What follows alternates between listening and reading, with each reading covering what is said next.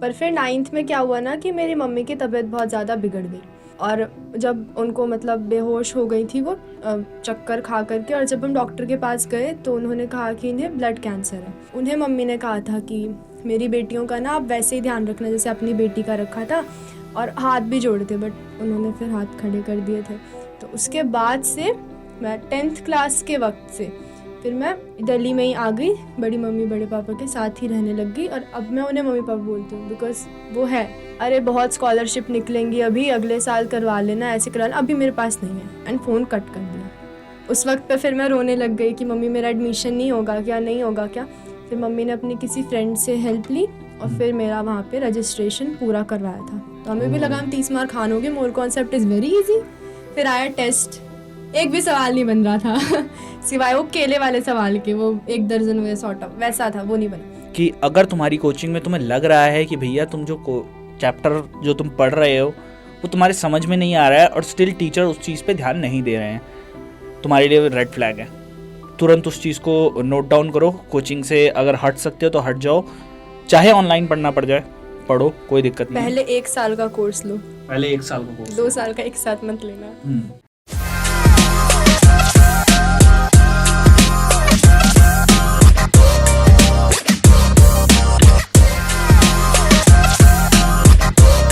तो हेलो मेरे NEET spot के वासियों, भाई लोग, क्या हाल हैं आप लोगों के।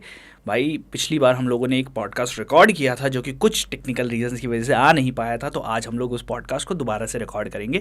बड़ी ही अच्छी स्टोरी है, बड़ी ही अच्छी एक मोटिवेशन हो सकती है आप लोगों के लिए। वो लोग जो रिसोर्सेज के लिए बहुत ज़्यादा रोते हैं, रिसोर्सेज के लिए बहुत ज़्यादा पीछे भागते हैं कि हमारे पास रिसोर्सेज नहीं है, हम कैसे करेंगे क्रैक नीट। 2 ऐसी स्टोरीज़ आप लोगों के लिए लेकर आया हूँ। एक शुभम की थी जो आप लोग पहले देख चुके हो, और एक आज वाली स्टोरी है।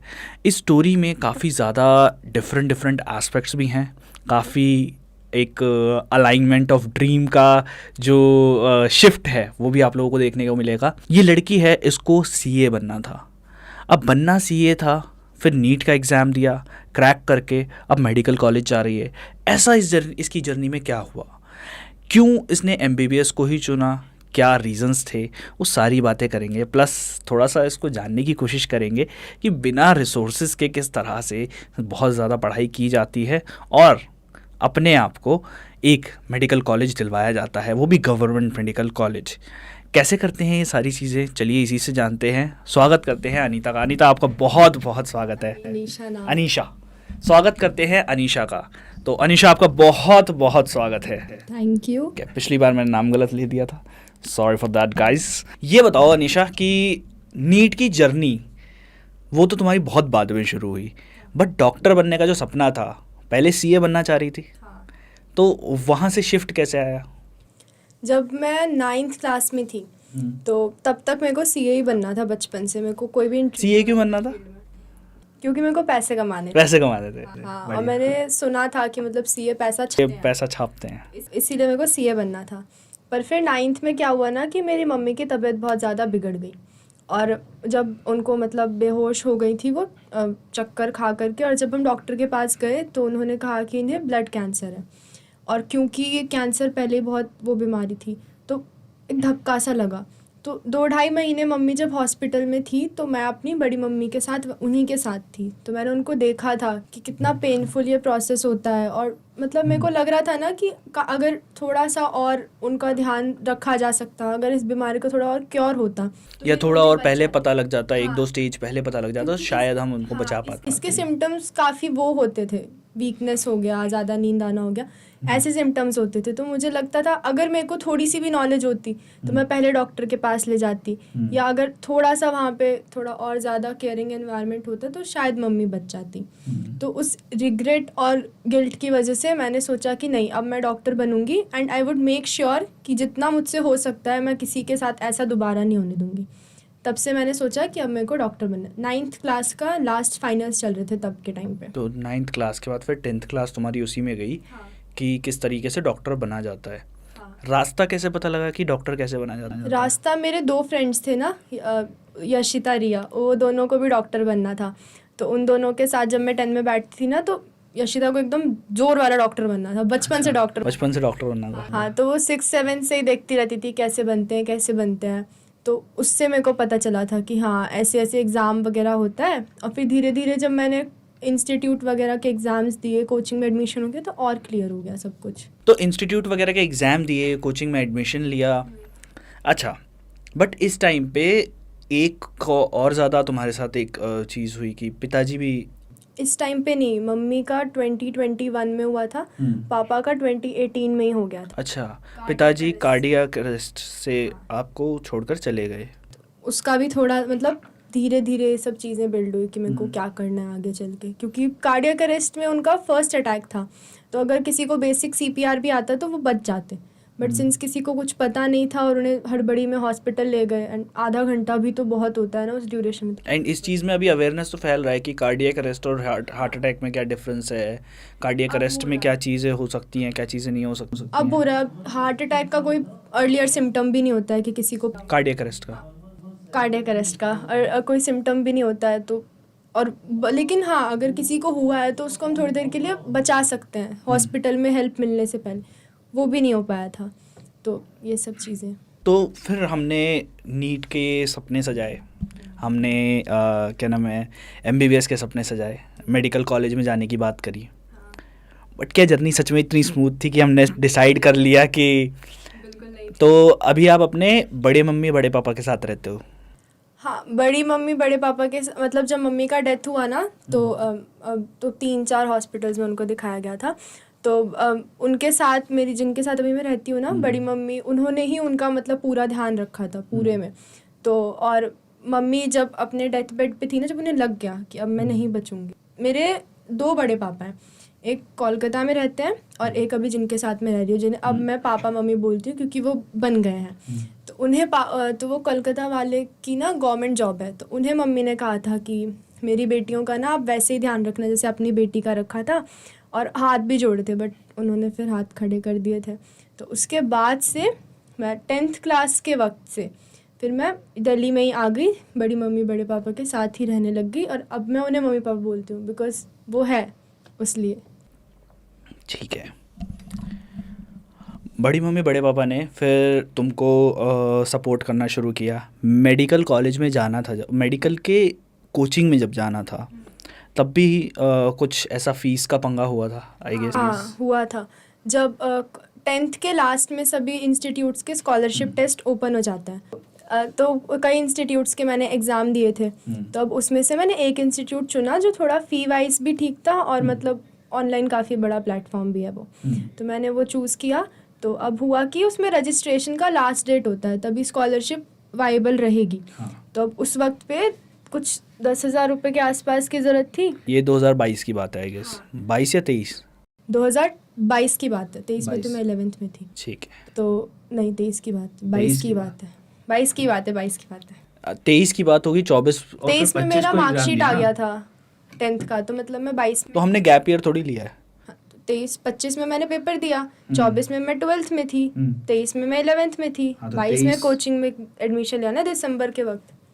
अच्छा, 22 से ही कोचिंग स्टार्ट हो गई? हाँ, 22 से स्टार्ट नहीं हुआ, एडमिशन लिया था। एडमिशन लिया था, ठीक है। तो अब रजिस्ट्रेशन के लिए कुछ 10,000 रुपये की ज़रूरत थी। अब उस वक्त मेरी दादी को ना बहुत ही सीवर लंग में प्रॉब्लम हो गई थी, जिस वजह से हम लोगों ने उन्हें प्राइवेट हॉस्पिटल में एडमिट कराया था, क्योंकि गवर्नमेंट वालों ने भेज दिया था क्योंकि वो एजेड भी थी काफ़ी। तो अब हुआ ये कि थोड़ा सा हमने एडमिट कराया कि फैमिली का कुछ सपोर्ट होगा, कि वो बड़े पापा सपोर्ट करें शायद। बट हुआ ये कि हम लोग जब हॉस्पिटल ले गए तो कुछ पैसों की हेल्प की, और उसके बाद से उसमें भी हाथ खड़ा कर दिए। तो अब उस वक्त पूरा अकाउंट खाली हो गया, इधर उधर से कर्जे भी चढ़ गए थे सर के ऊपर दिखवाने के लिए। तो उस वक्त पे ऐसा कंडीशन था ना कि हमारे पास 10,000 उस वक्त पे नहीं थे जमा करने के लिए। तो हमने फिर से कॉल किया कि अगर आपके पास हो तो फ़िलहाल दे दो, क्योंकि फिर वो स्कॉलरशिप हट जाएगी, फिर मेरे को ओरिजिनल फ़ीस पे करनी पड़ेगी। तो उन्होंने कहा कि अरे बहुत स्कॉलरशिप निकलेंगी अभी, अगले साल करवा लेना, ऐसे करा लेना, अभी मेरे पास नहीं है, एंड फ़ोन कट कर दिया। उस वक्त पे फिर मैं रोने लग गई कि मम्मी मेरा एडमिशन नहीं होगा क्या, नहीं होगा क्या। फिर मम्मी ने अपनी किसी फ्रेंड से हेल्प ली और फिर मेरा वहाँ पे रजिस्ट्रेशन पूरा करवाया था। और उसके बाद से फिर 10th के बोर्ड्स वगैरह हुए, और फिर धीरे धीरे कंडीशन सुधरी, और फिर बोर्ड्स के बाद से मेरा कोचिंग स्टार्ट हो गया मिड अप्रैल के टाइम, 19 अप्रैल के आसपास। तो एक बात बताओ, तुम रहती थी गुरुग्राम के आसपास, हाँ हाँ, कोचिंग तुम्हारी हौस खास। हौज खास के पास थी, तो कोचिंग तुम्हारी थी यहाँ मतलब ये जो एम्स के आसपास का एरिया है, इधर कोचिंग थी तुम्हारी जिया सराय के आसपास।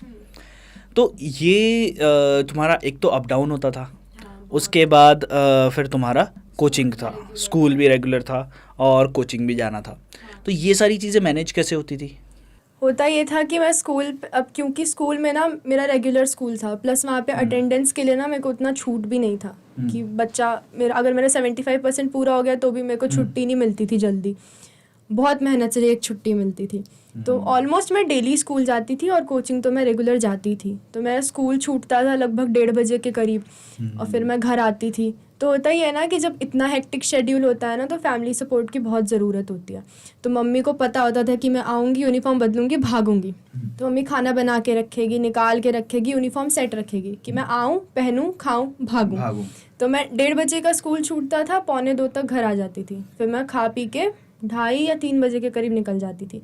मेरी एक फ्रेंड भी साथ चलती थी, तो उसी के साथ फिर मेट्रो में आती थी। और मतलब मेट्रो से उतर के ज़्यादा दूर नहीं था, बट हाँ, फिर वहाँ से मैं कोचिंग से छूटती थी मैं लगभग 8 बजे। फिर 8 से घर जाने में 9 बज जाता था और फिर 9 बजे से जो भी खाना पीना करके फ्रेशन अप हुए फिर मैं पढ़ने बैठ जाती थी।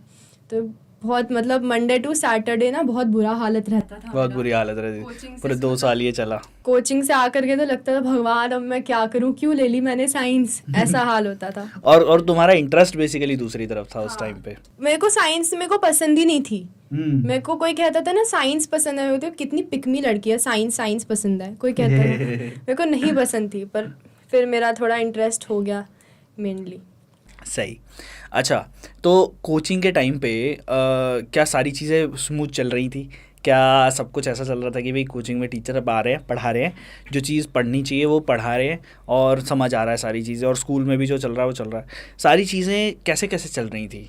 स्कूल से तो मेरे को आप पढ़ाई का सपोर्ट नहीं ही समझिए, क्योंकि स्कूल में ये था कि मतलब जब से ये ऑनलाइन एजुकेशन बहुत बढ़ा तब से टीचर्स भी हो गए कि हम थोड़ा कम पढ़ाएंगे ना तो वो ऑनलाइन देख लेंगे। तो जो मेरे मेन सब्जेक्ट्स थे PCB, मैंने मैथ्स भी ले रखी थी, पर जो मेरे मेन सब्जेक्ट्स थे ना PCB, इनके एक तो मेरे को कुछ स्पेशल टीचर्स मिले नहीं थे, तो ऑलमोस्ट स्कूल से मेरे को कोई सपोर्ट नहीं था एजुकेशन में। तो फिर कोचिंग में ना मतलब जब एडमिशन लेते तो वादे तो बहुत अच्छे अच्छे होते हैं, ऐसे कराएंगे वैसे कराएंगे, बहुत अच्छी डाउट सॉल्विंग वगैरह वगैरह, जिन्होंने एडमिशन लिया होगा वो जानते होंगे। पर जब मैंने तो सेम मेरे को भी पता था, मेरा तो घर में किसी ने आज तक मेडिकल ली ही नहीं है, तो किसी को ऐसे नॉलेज भी नहीं था कि मैं गाइडेंस ले सकूं। तो मैंने एडमिशन लिया और मतलब होता ही है ना कि हर चैप्टर को इक्वल इम्पोर्टेंस देनी चाहिए और नहीं देनी चाहिए। जिनको ज़रूरत है ज़्यादा, जैसे रे ऑप्टिक्स को तुम ज़्यादा टाइम दो, वहाँ बेसिक मैथ्स और यूनिट्स एंड डायमेंशंस तो तुम 3 क्लास में निपटा दोगे। उल्टा चला था मेरे यहाँ। जैसे कि अगर हम माने कि रे ऑप्टिक्स वेव ऑप्टिक्स में जितना ज़्यादा टाइम लगता है, बड़े चैप्टर्स हैं, उतना कम टाइम। करंट इलेक्ट्रिसिटी बड़ा चैप्टर है, बहुत बड़ा चैप्टर है। करंट स्टार्टिंग के जो चैप्टर्स थे ना 11th में, यूनिट्स डायमेंशंस बेसिक मैथ्स, आप ये मैंने अप्रैल में, मेरा मई लास्ट तक चला था, लगभग 1.5 से 2 महीना। 1.5 से 2 महीना पहला चैप्टर चला था फिजिक्स का? हाँ, बेसिक मैथ्स और units and dimensions. Basic maths और units and dimension almost similar से ही चैप्टर। हाँ, तो 1.5 से 2 महीना गया था, जिसमें मुश्किल से 2 से 3 क्लास लेते हैं टीचर्स और निपटा देते। फिर काइनेमैटिक्स मेरा चला था 1 से 2 महीना। मतलब जब मेरा मई जून जुलाई अगस्त तक ना मेरे सिलेबस में बस मैं अभी तक NLM तक पहुंची थी, वो भी मुश्किल से। जब बच्चे वर्क पावर और एनर्जी कर रहे होते थे, कर चुके मेरे मतलब उस वक्त पे, जैसे मेरे बाकी फ्रेंड्स थे ना जो दूसरे इंस्टीट्यूट्स में थे या कहीं कहीं पढ़ते थे, उनका मुझसे हमेशा 2 से 3 चैप्टर सिलेबस आगे रहता था। और ये तो फिर भी मैं ठीक कंडीशन में थी उस टाइम पे, मतलब ये मेरे को उस वक्त लग रहा था भाई ये कैसे चल रहा है, बट अब मेरे को लगता नहीं फिर भी बेटर था जैसा मेरे साथ आगे हुआ। तो इतना लंबा टाइम लिया, NLM तक खींचा, क्वेश्चन प्रैक्टिस नील, क्लास में क्वेश्चंस मतलब ऑलमोस्ट नहीं ही होते थे, वो जो थोड़ा बहुत फॉर्मूला एप्लीकेशन लायक होते हैं वो होते बेसिकली नीट के नाम पे बोर्ड की तैयारी भी नहीं चल रही थी। बोर्ड की भी ढंग से नहीं चल रही थी। और मतलब जब हमारा शेड्यूल आता है ना टेस्ट का, उसमें था कि सब्जेक्टिव टेस्ट भी लेंगे हम 11th के लिए 12th के लिए, ताकि बच्चों को हेल्प हो। तो वो सब्जेक्टिव टेस्ट एक भी नहीं हुआ था और उसका कोई बातचीत भी नहीं होती थी इंस्टीट्यूट में, ऐसा था। फिर अब NLM वर्क एनर्जी पावर खींचते खींचते पार्ट 1 खींचते खींचते हमारा लगभग दिसंबर आ गया था। अब दिसंबर नहीं आया था, नवंबर आ गया था। अब नवंबर तक तो फिर भी हमारी मैकेनिक्स ठीक चली थी, मतलब जैसे मैं कह रही हूँ ना ये ठीक था, इसके बाद जो वो तो और बुरा था। तो ऐसे चला था, क्वेश्चन प्रैक्टिस थी नहीं, डीपीपी मॉड्यूल सॉल्व करने को टीचर्स मुश्किल से 1 से 2 बार कहा होगा, और हम नए बच्चे, हमको इतना मालूम नहीं, हमको लगता था है कर लेंगे। तो ऐसा कोई ना 11th में टीचर से भी प्रेशर नहीं। टेस्ट इस टाइम हो रहे थे या फिर नहीं हो रहे थे? मतलब हमारे पूरे इंस्टीट्यूट का टॉपर आता था 550 पे, मैंने भी किया है 2 बार। 550 पे टॉपर? हाँ 550 पे टॉपर आता था, जबकि टेस्ट उतने टफ नहीं तो होते। तुम लोगों के दिमाग में तो ये चीज़ पूरी बैठ गई होगी, ये 550 ही आते होंगे, नीट में इतने ही चलते होंगे। ऐसे ही था, क्योंकि उतना 11th में तो लगता है बहुत टाइम है ना, तो अब जैसे जब तुम कोचिंग लो ना किसी नीट और जेई की, तो टीचर्स को पहले से रहना चाहिए कि जिस रोड पे तुम चल रहे हो वो इजी नहीं है, तुम मैराथन में भाग रहे हो तो तुम्हें लगातार भागना है, ऐसा था नहीं। सही। तो अब नवंबर आ गया, नवंबर में अब हमारी पार्ट 1 ही ख़त्म थी, और उसके बाद से सिलेबस कंप्लीट तो तब होना चाहिए ना जब एक्चुअल में हो रहा हो। पार्ट 2 फिजिक्स मेरी लगभग 1.5 से 2 महीने में निपट गई है। एक मिनट, ठीक है। क्लास 11th में पार्ट 2 में सॉलिड्स चैप्टर है, फ्लूइड्स चैप्टर है, उसके बाद हमारा थर्मल प्रॉपर्टीज़ है, उसके बाद हमारा थर्मोडायनेमिक्स है, उसके बाद हमारा वेव ऑप्टिक्स है, और सॉरी ऑसिलेशंस है, फिर वेव्स है। ये 6 चैप्टर अभी जितना मैं वो कर पा रहा हूँ, याद कर पा रहा हूँ, ये चैप्टर्स हैं। और इसमें अगर मैं सोचूं तो young's modulus, bulk modulus of rigidity वगैरह, ये सब चीज़ें बताने में ही हफ्ता भर तो जाता है बच्चे का। ये भी ऐसे चला था, mechanical properties of solids 2 class से ज़्यादा लंबा चैप्टर नहीं है अगर ऐसे देखा जाए तो, पर उन्होंने मतलब सबसे लंबा अगर पूरी पार्ट 2 फिजिक्स में कुछ चला था वो था सॉलिड्स की प्रॉपर्टीज। फ्लूइड मैकेनिक्स जो एक्चुअल में लंबा चैप्टर। तो मतलब तुम्हें ये पता लग गया होगा कि किसी ब्रिज में वो जो सर्कल लगाते हैं और वो जो स्क्रू जो है वो फिक्स करते हैं वो किस तरीके से होता है, ये चीज़ तुम्हें पता लग गई होगी, बाकी कुछ नहीं पता लगा कि फ्लूइड्स में कैसे एक्सपेंशन हो रहा है, कैसे विस्कोसिटी हो रही है, वो सब हमें उस तरीके से कभी पढ़ाई ही नहीं गई कि समझ आए। फिजिक्स पढ़ाई गई कि उनका काम है वो पढ़ा के जाएंगे, ये था फिजिक्स पढ़ाने। भाई साहब, सरफेस टेंशन वगैरह तुम्हें कुछ भी सरफेस टेंशन तो मेरे को अभी तक समझ नहीं आया कि एग्जैक्टली में ये है क्या चीज़। मैं फॉर्मूला लटके गई थी नीट के पेपर के दिन, इसलिए वो क्वेश्चन नहीं बना मेरा वो जो आया था सरफेस टेंशन वाला। Length, force per unit length is your surface tension. Thermodynamics KTG एक क्लास में थर्मोडायनेमिक्स क्लास, हाँ 1 शॉट। अच्छा, तुम लोगों का कार्नोट इंजन अभी नहीं है I guess, but Carnot engine नहीं है फिर भी कार्नोट साइकिल तो है। कार्नोट साइकिल है, इंजन नहीं है। साइकिल पूरी वो प्रॉपर साइकिल समझने में ही कितना टाइम लगता है, कम से कम नहीं तो 2 से 3 क्लास तो लगती है भाई। अगर 1 क्लास में तो नहीं समझ सकते आप कार्नोट साइकिल पूरी की पूरी, 2 से 3 क्लास में इसलिए बोल रहा हूँ क्योंकि 1 क्लास में आपने पढ़ा, दूसरे क्लास में आप रिवाइज करके जाओगे, फिर डाउट पूछोगे। डाउट का ये था 4 बजे से हमारी क्लास है अगर, तो तुम लोग आना डाउट पूछने के लिए 3 बजे तक। 3 बजे के बाद मैं नहीं बताऊंगा क्योंकि मेरे को अलार्म करना होता है अगली क्लास के लिए। और जिसका स्कूल ही 2 बजे छूट रहा है, जो घर से निकल, जिसका आने का ही रास्ता 1-1.5 घंटे का, वो भाई कैसे आ जाएगा 3 बजे। तो डाउट्स तो मैं मुश्किल से अपने पूरे 11th के सेशन में 3-4 बार भी पूछी हूँ उनसे, और बाकी टीचर से 2-4 बार हुआ होगा बस, क्योंकि वो थोड़े से थे हाँ डाउट्स बता देंगे, ऐसा था। अब फिज़िक्स में ये हाल थे मेरे कि फ़िज़िक्स इतनी बुरी हो गई थी ना कि जो मैं सोचती थी कि मेरी मैथ स्ट्रॉन्ग है तो फिज़िक्स अच्छी होगी, और थोड़ा मेरे को वो भी हो गया था कि हाँ जानने में मज़ा आएगा, कुछ भी नहीं आया। मैकेनिक्स जैसा जो इंटरेस्टिंग पार्ट है, पूरी फिजिक्स को बर्बाद करके रख दिया टीचर्स ने, प्योर बर्बाद। इतना ना कि जब मैंने 12th के रिवीजन में वो फिजिक्स पढ़ी तो बोली ये भी था, ये तो मैंने देखा ही नहीं, ये तो आया ही नहीं। एटलीस्ट नोट्स भी कंप्लीट होते हैं, नोट्स तक ऐसे देखी क्या ही बताऊँ मैं। नोट्स कैसे बनवाते थे टीचर्स? नोट्स था कि वो लिखते थे और फिर मैं आपको बताती हूँ थर्मोडायनेमिक्स के वक्त क्या हुआ था। इतनी बड़ी स्लाइड थी, उसको 3 हिस्सों में डिवाइड कर दिया और फिर उन्होंने सब कुछ लिख दिया, और फिर हम सब कुछ लिख दिया और कहा उतारते रहो, अभी कुछ समझाया नहीं है उसमें से, उतारते रहो। उन्होंने सारा लिख दिया, हमने सारा उतार लिया, फिर उन्होंने 10 से 15 मिनट के अंदर वो 3-4 स्लाइड्स जिसके खुद 3 हिस्से किए थे वो समझाई है हमें जो 11th के बच्चे हैं, जो पहले इस सदमे में है कि सिलेबस कैसे बढ़ गया इतना सारा, उन्हें इस तरीके से पढ़ाया गया था। इतना कि मेरे 11th के फिजिक्स का जब पेपर हो रहा था ना उसमें भी मेरी हालत ख़राब थी। चलो मैं एक चीज़ मान लेता हूँ, काइनेटिक थ्योरीज जैसा चैप्टर ऑलमोस्ट थोड़ा बहुत थियोरेटिकल 10 है, मिनट का था ये तो। नहीं इसे ऑलमोस्ट थियोरेटिकल है, चैप्टर समझा मेरी समझा जा क्लास में सकता 10 है। मिनट का था ये चैप्टर। नहीं तुम्हारी क्लास में 10 मिनट का, एक से 2 क्लास में इस चैप्टर को खींचा जा सकता है, 1-2 क्लास लगता है, बट उसको 10 मिनट में समझा देना, अरे 10 मिनट, ये टैलेंट था वहाँ का ये थोड़ा सा। काफी मतलब आपको अगर सिलेबस कंप्लीट कराना है ना तो कांटेक्ट जरूर कीजिएगा, वो जल्दी करा देंगे, बहुत जल्दी जल्दी करा देंगे। क्वेश्चन प्रैक्टिस जो फिजिक्स में बहुत इंपॉर्टेंट है, नील थी, इतनी नील थी ना कि टेस्ट में हम लोग जब नोट्स, तो आप मॉड्यूल्स वगैरह नहीं करते थे?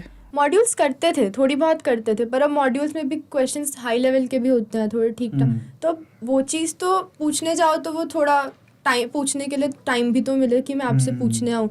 अब उसके बाद से ना फिर ऐसा माहौल था ना कि सपोज मेरा अभी काइनेमेटिक्स का बैकलॉग चल रहा है, चल वर्क एनर्जी पावर है, तो अगर मैं वो पूछने जाऊँगी तो मेरे को डांट पड़ जाएगी कि अभी तक किया क्यों नहीं है। और कुछ अगर तुम वैसे क्वेश्चंस ले जा रहे हो ना तो ऐसा नहीं है कि तो जब टीचर ही ओपन नहीं है तो हमें क्या, अब मॉड्यूल में भी ना कुछ एक्सरसाइजेज होती हैं जो टीचर कहते हैं ये मत करना, अभी फिलहाल के लिए ये कर लो तुम, और अगर टाइम बचे तो वो करना। ऐसा कोई भी वो नहीं था। पास्ट ईयर क्वेश्चंस तो सॉल्व करने के लिए हमें शायद ही कहा हो 11th में, तो ऐसा गाइडेंस जो टीचर देता है वो नहीं दिया गया था। ओरिएंटेशन में तो बहुत कुछ बोला था, बट स्टिल बाद में तो ऐसा कुछ नहीं था। फिजिक्स का यही हाल। केमिस्ट्री में तो मैं ऑर्गेनिक स्टार्ट हुई थी ऑलमोस्ट, IUPAC नॉमेनक्लेचर वगैरह, और हम जब मोल कॉन्सेप्ट चल रहा था ना केमिस्ट्री में, हमने तभी से 2-3-4-5 क्लासेस हुई थी और हमें समझ आ गया था हमें इनसे समझ नहीं आने वाला है। तो हमने ना एप्लीकेशन वगैरह कुछ साइन करके दिया था। अब वहाँ पे अब टीचर चेंज की एप्लीकेशन आप लोगों ने मोल कॉन्सेप्ट के टाइम, मोल कॉन्सेप्ट के टाइम पे। सो जो 11वीं क्लास के बच्चे या जो 10वीं क्लास 8वीं क्लास के बच्चे जो इस पॉडकास्ट को देख रहे हैं, जो पेरेंट्स इस पॉडकास्ट को देख रहे हैं, मोल कॉन्सेप्ट क्लास 11th के केमिस्ट्री का फर्स्ट चैप्टर है। मोल कॉन्सेप्ट तो अब वो गया, तो अब उसके बाद एक तो किस किस ने साइन किया है वो नाम बता दिए गए कि इन बच्चों ने तुम्हारे लिए कंप्लेन किया। एटलीस्ट इतना तो कहते ना कि हाँ बुरा फीडबैक आया तुम इम्प्रूव करो, नहीं नाम बता दिए। अब उन बच्चों पे क्या बीतेगी जब वो टीचर तो अब तो वो खुन्नस निकालेगा, प्रॉपर खुंदक निकाली। उस वक्त तो चलो मैं गांव गई हुई थी, मैं बच गई, पर जो बच्चे वहाँ पे थे ना उन्हें बहुत कुछ कहा गया था, तू नेता बन रहा है, तू ये कर रहा है, वो कर रहा है, और वो तो ऐसा हुआ। तो कहा कि मोल कॉन्सेप्ट टफ चैप्टर है, शुरू में लगा दिया इसलिए तुम्हें समझ नहीं आ रहा होगा। हम मान गए चलो ठीक है एक बार ट्राई कर लेते हैं। फिर आया पीरियोडिक। यूनिटरी मेथड से सारी चीजें सिखाई थी उन्होंने। यूनिटरी, हाँ ये तो बताया था, केले वाला एग्जाम्पल। हाँ यूनिटरी मेथड से सारी चीजें। पर मेरे को पर कंसंट्रेशन टर्म्स एक क्लास में खत्म हुई थी। कंसंट्रेशन टर्म ही एक क्लास में खत्म हो गई। 1.5 घंटे में जो सबसे मेन टॉपिक है वो एक क्लास में खत्म हुआ है, और मोल 4 क्लास से चला। पार्ट्स पर मिलियन तो तुम्हारे पल्ले ही नहीं पड़ा होगा। नहीं वो तो फॉर्मूले लिखवाए थे, कहा था वो कंसंट्रेशन टर्म्स में कुछ भी नहीं है, बस फॉर्मूले हैं। ओ भाई गाइस नाइटमेयर था वो। केमिस्ट्री का चैप्टर 1 क्वेश्चन नंबर 17 तुम्हारी बैक एक्सरसाइज का पार्ट्स पर मिलियन जरूर समझना। नहीं हुआ मतलब NCERT की बैक एक्सरसाइज तो छोड़ो, डायरेक्ट फार्मूला बेस्ड सवाल नहीं लग रहे थे। तो वो तो, और जैसे मोलालिटी का मोलारिटी में कन्वर्ट करने वाले भी कुछ होते थे ना, तो वो शॉर्टकट्स लिखवाए थे, यूज़ कहीं नहीं करवाया था, और करवाया भी था तो सारे इन्फॉर्मेशन गिवन था, पुट कर दो। तो हमें भी लगा हम 30 मार्क खानोगे, mole concept is very easy. फिर आया टेस्ट, एक भी सवाल नहीं बन रहा था सिवाय वो केले वाले सवाल के, वो 1 दर्जन में सॉर्ट ऑफ वैसा था, वो नहीं बना। तो अब मोल कॉन्सेप्ट बीत गया। फिर आया periodic classification. Periodic classification inorganic का बेस होता है, वो हमारा 3 क्लास में ख़त्म हुआ था। पीरियोडिक क्लासिफिकेशन 3rd चैप्टर, जिसमें आपको सारे बताते हैं कि मेंडलीव्स की टेबल ये होती है, वो सारी चीज़ें। नहीं बताया था S block, P block, electronic configuration लिखना, ये सब हमें नहीं सिखाया था। ये कहा था कि तुम 12th में सीखोगे। अब वही चीज़ बेस होती है। पीरियोडिक टेबल में तो आधी ब्लॉक केमिस्ट्री आ जाती है, वो सब कुछ नहीं हुआ था। हमें बस बेसिक पता था, मेंडलीव का ऑक्टेव का रूल वगैरह, इतना कुछ मालूम नहीं। उस चैप्टर में तो उतना ही होता है, बट ये है कि उस चैप्टर को समझना बहुत इंपॉर्टेंट है। नहीं वैसा समझ तो नहीं आया था, मजाक सेट के नहीं आया था। फिर अब हमने बोला चलो मोल कॉन्सेप्ट समझ नहीं आया, इनऑर्गेनिक तो आनी चाहिए, थ्योरी होता है, ट्रेंड्स होते हैं। अब हमने फिर से एप्लीकेशन लिखी, और इस बार मैं भी पकड़ी गई, तो मेरी काफ़ी बेइज्जती हुई क्लास में, टीचर फिर भी चेंज नहीं हुई। तो अब आप ये देखो कि हमने पीरियोडिक क्लासिफिकेशन के टाइम पे एप्लीकेशन दी थी, और ऑर्गेनिक जब स्टार्ट हुई ना तब तक वो टीचर थोड़ी इम्प्रूव हो गई, उन्होंने थोड़ा ठीक ठाक कराने लग गए, और हम भी जैसे हालात है उसमें हम एडजस्ट हो गए। तब जाके टीचर चेंज किया, और उनसे भी बुरे रख दिए। और फिर हमने जब बहुत कंप्लेन की और चेंज नहीं हुए, अब वो टीचर आए तो अब जो भी था, और इन ऑर्गेनिक तो पूरी बर्बाद हो गई। मैं मजाक नहीं कर रही, मतलब कि बेसिकली सीन ये हुआ, तुमने मोल कॉन्सेप्ट के टाइम पे एक एप्लीकेशन दी, हाँ, तब टीचर चेंज नहीं हुआ। नहीं, अब तुम्हारे को तुमने पीरियोडिसिटी के टाइम पे एक एप्लीकेशन दी, तब तुम्हारा टीचर चेंज नहीं हुआ। तुमने सोच लिया कि अब यही सत्य है, इन्हीं से ही पढ़ते हैं, हाँ, पढ़ना शुरू करते हैं, तो फिर तुम लोगों ने खुद से पढ़ना शुरू किया, थोड़ा बहुत टीचर से समझना, चेंज कर दिया। ऑर्गेनिक आते आते तुम्हारा टीचर ही चेंज हो गया। और जो आए वो तो और भी अच्छे थे, और मतलब मैं बढ़िया। क्या बताऊं। तो ऑर्गेनिक बर्बाद और हाइड्रोकार्बन्स तो मैं आपको बताती हूँ, सबसे लंबा चैप्टर होता है ऑर्गेनिक का, बहुत टाइम लगता है, 3 लेक्चर में हाइड्रोकार्बन्स खत्म हो गया था। भाई साहब। और वो एनसीईआरटी का ही जितने 2-4 रिएक्शंस थे ना वो थे, और 1 या 2 आधा मैकेनिज्म होगा, मतलब वो नोट्स तक पढ़ने लायक भी नहीं है, सिर्फ एग्जाम्स के लिए। केमिस्ट्री ऐसे ही चली गई, फिजिकल इनऑर्गेनिक ऑर्गेनिक गई, फिजिक्स तो चली ही गई, बायो ठीक ठाक थी, वो मेरी खुद की वीक थी। अब 11th के लास्ट के जो 3 महीने थे ना, जब सिलेबस खत्म हो गया था, उस वक्त पे सब बच्चे खुद से कर रहे थे, जो नहीं हुआ है जो था।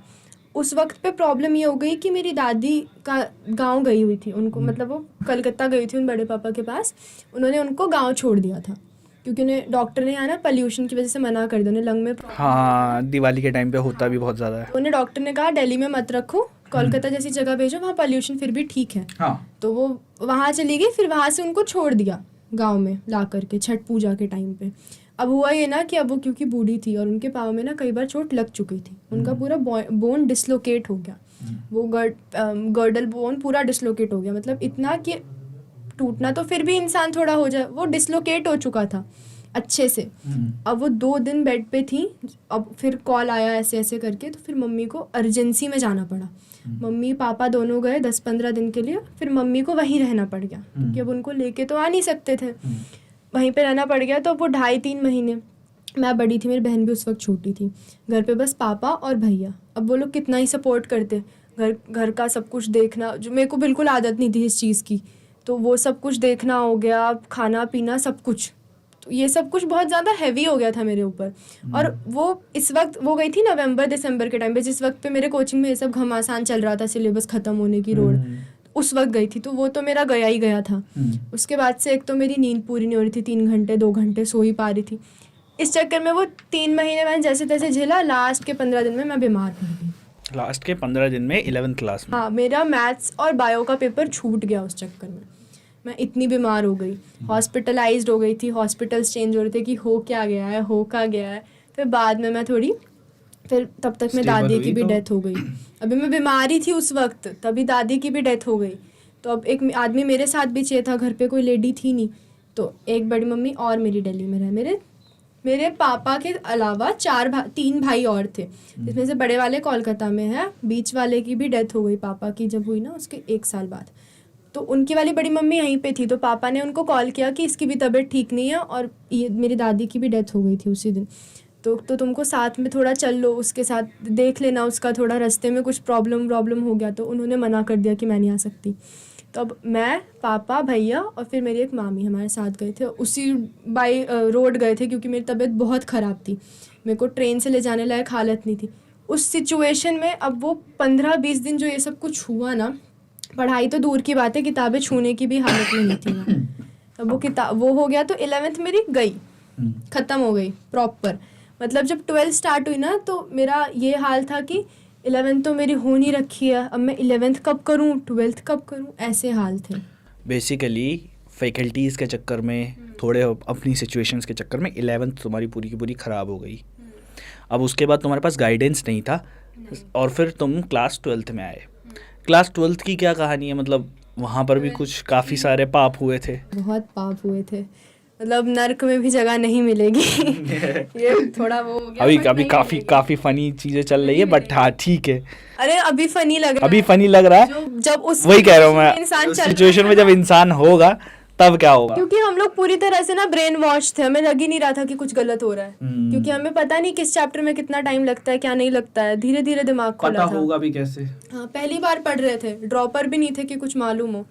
12 स्टार्ट हो गई, अगेन वही बड़े बड़े वादे कि तुम्हारा, मैं इस बैच से, मतलब मैं लिटरली लाइन बता रही हूँ, मैं अपने बैच से सभी बच्चों का सिलेक्शन कराने आया हूँ और तुम्हारे बैच में से, चलो मैं सबकी गारंटी नहीं ले सकता, पर कम से कम 100 बच्चों का बैच है तो 60 से 70 बच्चे सिलेक्ट होंगे। मैं बताऊँ कितने सिलेक्ट हुए? 2 बच्चे।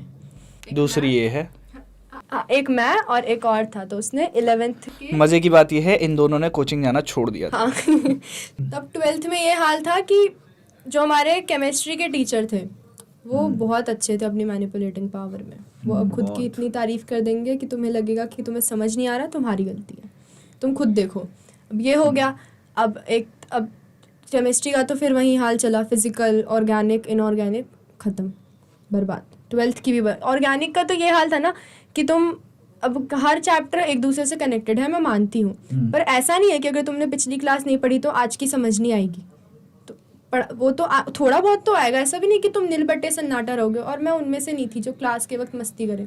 चल रही है तो मैं सुनूंगी, हाँ बातचीत करती थी, तो चल रही है तो मैं सुनती थी, मेरे को नहीं आता था समझ। और अगर कोई डाउट भी है ना तो पूछने पे अगर वो पिछली क्लास का गलती से निकला तो ये नहीं है कि क्लियर कर दे, सुनाते थे। भरी क्लास में बेइज्जती, तुमने पिछली क्लास पढ़ी, ऐसे तो नहीं होना, सिलेक्शन करके बोल देना, ईगो हर्ट प्रॉपर। तो मैंने पूछना बंद कर दिया। ऑर्गेनिक मेरे भरोसे हो गई, मुझे लगा कि मैं ही इतनी बेवकूफ़ हूँ ना कि मुझे समझ नहीं आ रहा कुछ भी। ये हाल मेरे चल गए केमिस्ट्री में। फिज़िक्स में वही सेम टीचर थे, तो शुरुआत के करंट इलेक्ट्रिसिटी तक तो काफ़ी अच्छा था, मतलब ठीक ठाक चला, वहीं सेम नॉर्मल स्पीड थी, कुछ ज़्यादा भगाया नहीं, दौड़ाया नहीं, और थोड़े बहुत क्वेश्चंस इंक्लूड किए थे, थोड़े बहुत। वो स्टार्टिंग में जब तुम सिल्क से रगड़ोगे तो इलेक्ट्रॉन जाएगा कि प्रोटॉन, उस टाइप के कराए थे पहली दूसरी क्लास में। फिर क्वेश्चंस अपने आप कम हो गए एज यूजुअल। करंट इलेक्ट्रिसिटी के बाद जब वो EMI, AC, ये सारे चैप्टर स्टार्ट हुए ना, मुझे जेन्युइन नहीं पता कैसे ख़त्म हो गए।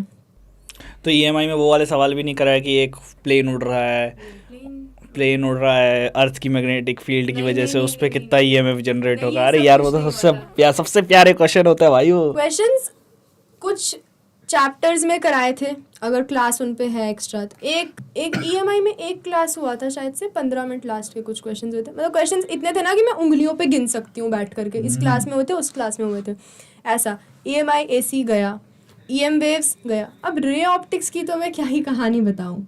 रे ऑप्टिक्स जैसा चैप्टर, उसमें जो फोकल लेंथ और वो ऑब्जेक्ट डिस्टेंस, इमेज डिस्टेंस वाले, वो तो कराए थे, पर बाद में जब वो रिफ्रैक्शन वाला स्टार्ट हुआ जो स्पेसिफिकली 12th का टॉपिक है, वो तो ऐसे गए थे ना कि मैंने एक दिन पूछा था, टोटल इंटरनल रिफ्लेक्शन वाली क्लास चल रही थी, मैं सारी क्लासेस ली थी मैंने उस वक्त पे। तो मैंने ये क्वेश्चन पूछा था कि सर ग्लास तो रिफ्लेक्टिंग सरफेस है ही नहीं, तो इस पर रिफ्लेक्शन हो कैसे रहा है? मतलब वो कॉन्सेप्ट इतना नील था मेरा। ऐसा हाल हो गया। रे ऑप्टिक्स गया, वेव ऑप्टिक्स गया, और सेमीकंडक्टर्स मॉडर्न। वेव ऑप्टिक्स तो 2 क्लास था शायद से, 2 क्लास था, 2 एक्स्ट्रा क्लास, ख़त्म। मतलब तुम्हें ये भी नहीं बताया कि हाइगन्स प्रिंसिपल एक्चुअल में क्या होता है, यंग्स डबल स्लिट एक्सपेरिमेंट क्या होता है? ऊपर से 10-15 मिनट। अब वो PPT ऊपर जाती थी ना, तो दिखनी चाहिए PPT में, पहले से बनी हुई इमेजेस थी, थोड़ा बहुत उसे एक्सप्लेन किया था, जैसे वो 3 स्लाइड्स एक्सप्लेन नहीं कर दी थी 10 मिनट के अंदर, वैसे ही। तो वो हुआ। अब सेमीकंडक्टर्स और मॉडर्न फिजिक्स, ये मतलब जो बच्चे नीट या JEE की तैयारी कर रहे होंगे उन्हें पता होगा कि ये मतलब इंपॉर्टेंट चैप्टर्स कहते हैं कि ये कर लो तुम्हारे फिजिक्स में, मतलब इससे काफ़ी क्वेश्चंस आते हैं और इजी चैप्टर्स हैं।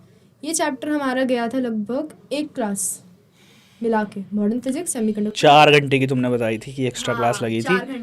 4 घंटे की एक्स्ट्रा क्लास में atoms and molecules, dual nature, nuclei और सेमीकंडक्टर्स। मतलब मैं बाकी पिछले 3 चैप्टर्स में फिर भी मान सकता हूँ, चलो 4 घंटे की क्लास में बता दिया होगा, कोई बात नहीं भाई। सेमीकंडक्टर तो इतना बुरा था मेरा, इतना बुरा था कि लॉजिक गेट्स वाला टॉपिक मैंने नीट के 3 दिन पहले पढ़ा था, क्योंकि उससे हर साल क्वेश्चन आता था। वो इतना बुरा चैप्टर था कि मैं छूती तक नहीं थी, जबकि वो इतना इजी कहते हैं लोग उसको। लॉजिक गेट्स तो ऐसा है ना कि वो फ्री के नंबर, हाँ वो फ्री के नंबर क्या, मैं फ्री के नंबर कहते क्यों, मैं जैसे पढ़ाया था वैसे तो मुझे नहीं लगा था फ्री के नंबर। 0 का 1 हो रहा है, 1 का 0 हो रहा है, चल क्या रहा है ऐसे। मतलब वो तो इतना बुरा था ना कि मैं क्या बताऊं, मेरे पे शब्द नहीं है एक्सप्लेन करने को। ऑपरेशंस जो होते हैं वो उसमें से क्या रिजल्ट निकलेगा वो सबसे इंटरेस्टिंग।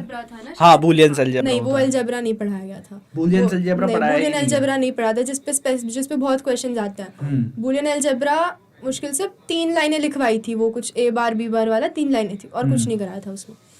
है क्या ये चीज़, बोलिए चल क्या रहा है, कौन से ऑपरेशंस है, वो इस लेवल पे पढ़ाया था कि हमने 4 बार पढ़ रखा है, रिविजन क्लास है, ऐसे चला था कि मॉडर्न फिजिक्स तक मुझे बुरी लगी थी। बाद में तो चलो। और मॉडर्न फिजिक्स हमने जो पहले केमिस्ट्री में पढ़ रखी होती है वो इजी लगनी चाहिए, वो भी बुरी लगी थी मुझे, जबकि स्ट्रक्चर ऑफ एटम मेरा स्ट्रॉन्ग था।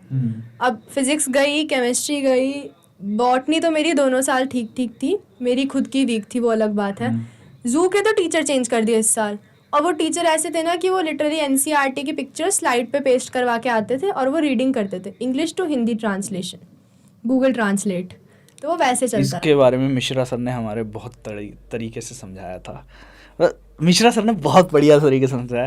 कहते एक टीचर हैं ऑनलाइन पढ़ा रहे हैं, एनसीईआरटी की लाइन पढ़ी, दिस इज़ ये मतलब पूरी डेफिनेशन पढ़ी, कह रहे हाईलाइट किया, कह रहे this is very important line, highlight this, mark this.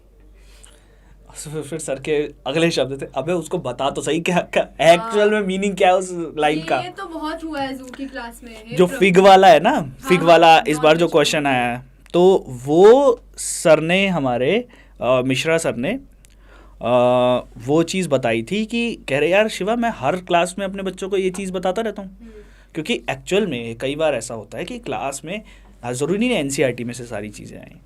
तो शहनाज ट्रेजरी वाला ने काफ़ी इस बारे में जब वीडियो बनाया था तो काफ़ी कंट्रोवर्सी हुई थी कि फिग वेज है कि नॉन वेज है। वीडियो में भी सर ने उसका पूरा साइंस समझाया, कह रही ये चीज़ सिंपल होनी चाहिए बच्चों के लिए, बट वो नहीं थी क्योंकि टीचर्स जो है वो इस तरीके से पढ़ा, this is very important line out of NCERT. तो मुझे नहीं लगता कि ह्यूमन रिप्रोडक्शन में तो बहुत आउट ऑफ एनसीईआरटी गए थे, इतना कि जिसकी नीड भी नहीं थी। हम अपने जो पिछले साल वाले जू के टीचर थे ना, he was a good teacher, उनके पास जाके हम कटवाते थे कि क्या नहीं पढ़ना है, और ऑलमोस्ट आधे नोट्स कट जाते थे, इतना आउट ऑफ एनसीईआरटी। और फिर इतना ज़्यादा एनसीईआरटी हो गया कि वो जो 2-4 एक्स्ट्रा बीमारियाँ ह्यूमन हेल्थ में बताते ना कि पता होनी चाहिए, एनसीईआरटी में बस नाम है, पेपर में आ सकता है, नहीं बताया गया था। और इस बार का पेपर जैसा था ना, अगर किसी ने 2 साल अच्छे से कोचिंग फॉलो किया होता मेरा, मैं गारंटी दे सकती हूँ 150 से ऊपर नंबर तो नहीं आए होते। वो जो लोएस्ट कट ऑफ होता है ना 141, वो भी क्रैक नहीं होना था उससे तो। बट यार ये सारी चीज़ें तो चलो कोचिंग की अब हमें पता लगती है कि भाई कोचिंग में देखो, तुम लोगों के लिए एक जो टेक अवेज हैं वो इसमें ये है कि अगर तुम्हारी कोचिंग में तुम्हें लग रहा है कि भैया तुम जो चैप्टर जो तुम पढ़ रहे हो वो तुम्हारे समझ में नहीं आ रहा है और स्टिल टीचर उस चीज़ पे ध्यान नहीं दे रहे हैं, तुम्हारे लिए रेड फ्लैग है। तुरंत उस चीज़ को नोट डाउन करो, कोचिंग से अगर हट सकते हो तो हट जाओ, चाहे ऑनलाइन पढ़ना पड़ जाए पढ़ो, कोई दिक्कत नहीं। पहले 1 साल का कोर्स लो, पहले 1 साल का कोर्स, 2 साल का एक साथ मत लेना। दूसरी चीज़, अब मेरे को यार ये जानना है, तुम्हारा इस बार सिलेक्शन ऑलमोस्ट हो चुका है, काउंसलिंग के टाइम पे अब हम बैठे हुए हैं, काउंसलिंग ऑल इंडिया काउंसलिंग शायद आज से ही स्टार्ट हो रही है, आज से ऑल इंडिया काउंसलिंग स्टार्ट हो रही है, तो आज से हम कॉलेज की तरफ बढ़ने जा रहे हैं। तो ये जो इतना पाप हुआ तुम्हारे साथ, इसके बाद फिर कैसे, मतलब ये 554 नंबर कैसे आए?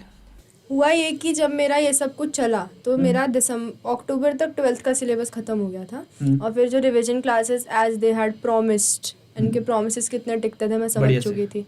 3 क्लासेस आए, चौथे क्लास से टीचर ने कहा घर पे बैठ के पढ़ो।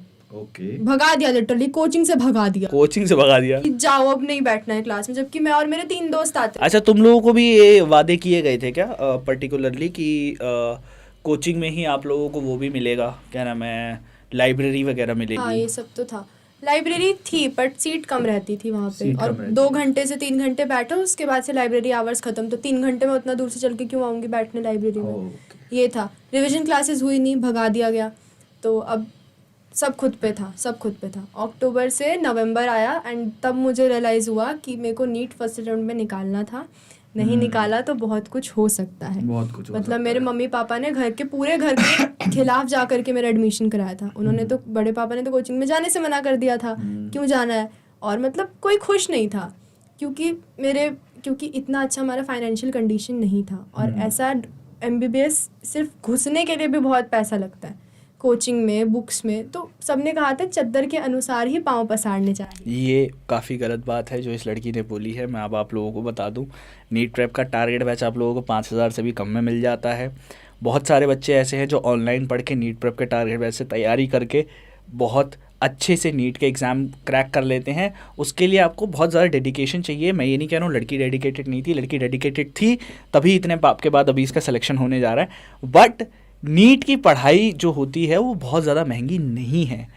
नीट के लिए आपको 2.5 लाख 5 लाख की कोचिंग्स लेने की ज़रूरत नहीं है। कोचिंग लेने की ही ज़रूरत नहीं है, मतलब ये है कि वो बच्चे तो बच्चे पे डिपेंड करता है। मैं ये नहीं कहूँगा कि लेने की ही ज़रूरत नहीं है। लेना भी है ना तो बहुत गौर से, प्रिसाइजली लो, अच्छे से डेमो क्लासेस लो, देखो वहाँ के बच्चों से पूछो टीचर्स तो अच्छा ही Seniors से बताएंगे, पूछो। हाँ सीनियर से जो वहाँ पढ़ रहे हैं ऑलरेडी। मैंने इस पे एक वीडियो भी बनाया है कि अगर तुम्हें कोचिंग चुनना है तो उसमें सबसे पहले तो तुम्हारे स्टूडेंट टू टीचर का रेशियो देखो। एक बैच में कितने बच्चे बैठ रहे हैं एक बार में, ठीक है। 60 से ज़्यादा बच्चे बैठ रहे हैं तो भाड़ में जाए, कितना भी अच्छा टीचर हो भाई नहीं जाना अपने को, क्योंकि 60 से ज़्यादा बच्चे तुम्हारी एक स्कूल की क्लास में भी नहीं होते। मेरे बैच के सभी बच्चों का तो नाम भी नहीं पता होगा मेरे टीचर्स को, ये तो था। तो ये कोचिंग चुनने से पहले ना सबसे पहले तो सीनियर से बात करना तो बहुत ज़रूरी है कि तुम पढ़ रहे हो, तुम बताओ एग्जैक्टली जो लोग कहते हैं होता भी है कि नहीं होता है। तो ये सब था। अब लास्ट में जब सब मेरे पे आ गया मैंने रियलाइज़ किया नहीं बहुत ताने पड़ने वाले हैं एंड मैं सबको वैसे लेट डाउन नहीं कर सकती हूँ। ये जनवरी का टाइम था? नहीं, ये नवंबर का टाइम था। नवंबर का टाइम था। अक्टूबर तक सिलेबस निपट गया था, बुलेट। अच्छा, इस बार इस टाइम पे कहीं भी तुमको ये कहीं से भी नीट प्रेप को पता नहीं लगा था? पता लग जाता तो काम बन जाता। मैंने नाम सुना था तो मैंने अभ्यास बैच ऐसे करके कुछ मैंने सुना था, पर मेरे को नीट प्रेप एग्जैक्टली ऐसा कुछ मेरे को किसी ने नहीं बताया था। मेरे को यही सब बाकी के जो ऑनलाइन बहुत बैचेस चलते हैं ना, मेरे को आज भी पता है बहुत रिग्रेट होता है। मुझे भी काफ़ी ज़्यादा रिग्रेट होता है कि हम क्यों नहीं पहुंच पाए ऐसे बच्चों पे जो लिटरली जो जिनमें कैलिबर था सही में। बहुत जरूर मेरे आज अंडर 1000 रैंक आई होती है अगर मैंने लिया होता। मैं अब देख के पछताती हूँ सही में। मैं क्या कर सकती हूँ। लास्ट टाइम जब हमारी बात हो रही थी हम ये डिस्कस कर रहे थे कि यार ये चीज़ मतलब इसने ही बोला कि ये तो चीज़ ही सर अलग थी, मतलब मिल जाती। करेला बुक देखी मैंने और जो भी बुक्स हैं वो मैंने देखी ना, मैंने कहा ऐसे ना ऑलमोस्ट सिमिलर क्वेश्चंस नीट में आए थे इस साल वाले नीट में जो टफेस्ट पेपर कहा जाता है। तो मैं सोच रहा हूँ अगर एक एक बार भी अगर मैं इनसे गो थ्रू की हुई होती ना तो मेरे 600 से ऊपर ही मार्क्स आ जाने थे। पर मैंने वैसे क्वेश्चंस ही नहीं देखे थे आज तक जैसे आए थे पेपर में, और अगर देखे भी थे और मैं पूछने भी जाती थी ऐसे नीट में नहीं आते, क्यों कर रही है हटा ऐसा। हाँ, उस टाइम तो टीचर्स का यही एटीट्यूड। जबकि 2020 के बाद से ही नीट थोड़ा करने लायक आ रहा है, उससे पहले से तो टफ ही आता था, ठीक ठाक मॉडरेट। तो ये था। अब मेरा नवंबर पे सब कुछ मेरे ऊपर हो गया और मेरे चैप्टर्स तक ढंग से कंप्लीट नहीं थे, क्वेश्चन प्रैक्टिस तो दूर की बात है। तो अब मैंने क्या किया ना कि मैंने बायो वगैरह में वन शॉट्स वगैरह वीडियोस काफ़ी अवेलेबल होती है बाकी प्लेटफॉर्म्स पे। तो अब ये था ना कि मेरे को थोड़ा बहुत आइडिया जिन चैप्टर्स का था मैंने वो वन शॉट से किए, और बाकी मैंने डिटेल्ड लेक्चर्स इधर उधर से ढूंढे टेलीग्राम वगैरह से, तो मेरे को मिल गए इधर उधर के। तो मैंने वहाँ से अपने फिजिक्स के कई चैप्टर स्ट्रॉन्ग किए। मैकेनिक्स वाला पार्ट, इस बार मैकेनिक्स आई भी बहुत थी, मैकेनिक्स किया, फिर मैंने बाकी पार्ट 2 फिजिक्स की, और मेरे को रियलाइज़ हुआ कि कितना लास्ट टाइम हमारे पास एक बच्चा आया था, शुभम नाम है उसका। उसने बताया कि उसने अपने दोस्त की टेस्ट सीरीज़ ली थी, नीट प्रेप की टेस्ट सीरीज़ थी उसके दोस्त के पास।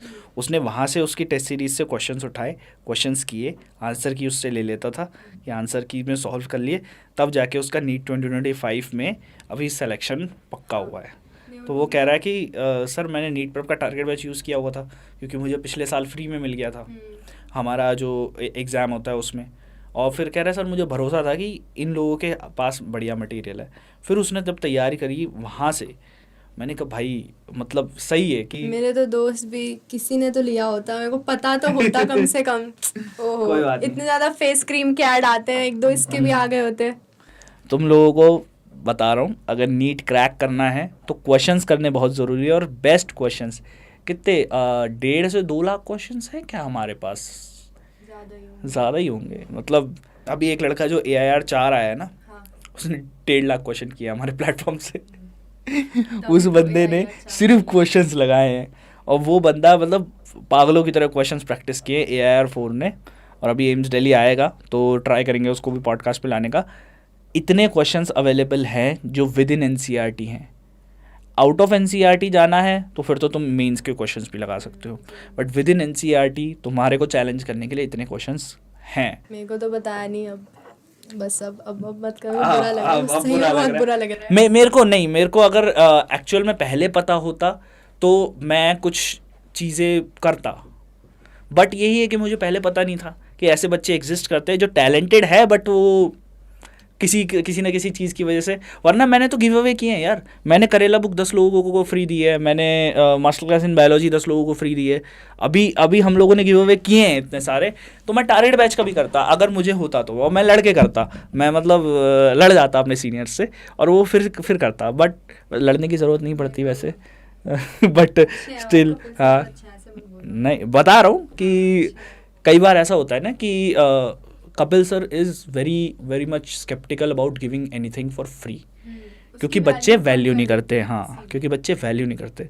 और अगर आपने गलती से कपिल सर को मैसेज कर दिया, सर आज तो बहुत क्वेश्चन प्रैक्टिस किए, और फिर वो तुम्हारा निकालते हैं कि कौन से टॉपिक के कितने क्वेश्चंस किए, फिर निकलता है बच्चों का सिर्फ बायोलॉजी के क्वेश्चंस प्रैक्टिस किए, फिर सुनाते हैं सर कि तुम सिर्फ बायोलॉजी कर रहे हो, इससे नीट होगा। तो ये होता है। वो तो है। तो अब नवंबर के टाइम पे ऐसा कुछ चल रहा था, मेरे को कुछ नीट प्रेप का आइडिया भी नहीं था मेरे को, तो अब जाके एग्जाम हो गया है तब मेरे को आइडिया लगा है। खैर वो रिग्रेट तो रह जाएगा, आगे मैं अपने फ्रेंड्स को बताती हूँ इसके बारे में। तो नवंबर के बाद से ये हालत थी मेरी कि खुद के ऊपर तुम सब कुछ करो, कोचिंग आना जाना इतना आसान नहीं था, टीचर्स को रीच आउट करना, कभी जाओ तो वो फ्री नहीं है, कभी जाओ तो लंच हो रहा है, और इतना दूर ट्रैवल करके मैं सिर्फ वापस आने के लिए तो मैं नहीं जाती। गुरुग्राम से मतलब अपना हौस खास तक ऑलमोस्ट आके, वो भी मेट्रो से किराया लगा के मैं इतनी धूप में आऊँ और फिर मैं वापस जाऊँ, एक तो टाइम वेस्ट बहुत होता है। उसके बाद से अगर मैं जिस काम के लिए जा रही हूँ वो भी नहीं हो रहा है ना, तो कोई पॉइंट नहीं बनता जाने। पैसे लग रहे हैं भाई। हाँ, पैसे भी लग रहे हैं, मैं थक भी जा रही हूँ, उससे अच्छा मैं घर पे कुछ पढ़ लूँगी। तो मैंने छोड़ दिया ना, टीचर से मेरा। तो फाइनली फिर कैसे पढ़ना शुरू किया? फाइनली मैंने किया कि मैंने टेस्ट सीरीज ज्वाइन की थी। मैंने एक इंस्टीट्यूट की टेस्ट सीरीज ज्वाइन की थी, और मेरे खुद के एलन की, तो और फिर मेरे खुद की चल भी रही थी, क्योंकि एलन का ज़्यादा पता चल जाता है। लो, मेरे एक फ्रेंड ने की थी तो उसने बताया था, तो मैंने ज्वाइन कर ली। अब एलन की टेस्ट सीरीज में जो क्वेश्चंस आ रहे थे ना, मेरे आउट ऑफ लीग क्वेश्चंस थे। इस बार सिर्फ 2 ही टेस्ट सीरीज ऐसी थी जिन्होंने नीट 2025 लेवल के टेस्ट दिए थे। एक नीट प्रेप, दूसरा एलन के क्वेश्चंस आउट ऑफ लीग जा रहे थे मेरे, जबकि एलन का इस बार के टेस्ट उतने भी टफ नहीं थे जितना नीट आया था। तो ऐसे जा रहे थे। अब मैंने रियलाइज़ किया कि 2 साल मैंने पढ़ा तो था, मैंने अपने काम में कभी मैंने काम चोरी नहीं किया, जितना मेरे को पढ़ना था मैंने हमेशा पढ़ा है। तो मैंने 11th-12th में जितना मैं पढ़ती थी मैंने पढ़ा है, और मेरे को ये चीज़ रियलाइज़ हुई कि पढ़ने के बाद भी मेरे को कोई आउटपुट मिल नहीं रहा है। 500 भी क्रॉस होते टेस्ट में तो मैं कहती थोड़ा रिविजन का कमी है, बट मेरे 400 के आसपास भी मार्क्स आए हैं, और वो मेरे लिए बहुत ज़्यादा बुरा था, क्योंकि मैंने आज तक 90% से नीचे मार्क्स नहीं लाए हैं। तो मेरे लिए बहुत ज़्यादा हार्ट ब्रेकिंग मोमेंट था कि एग्ज़ाम में कुछ महीने बचे और मेरा ये हाल चल रहा है। फिर मैंने बोला पढ़ते हैं, अब और कोई ऑप्शन तो बचा नहीं है।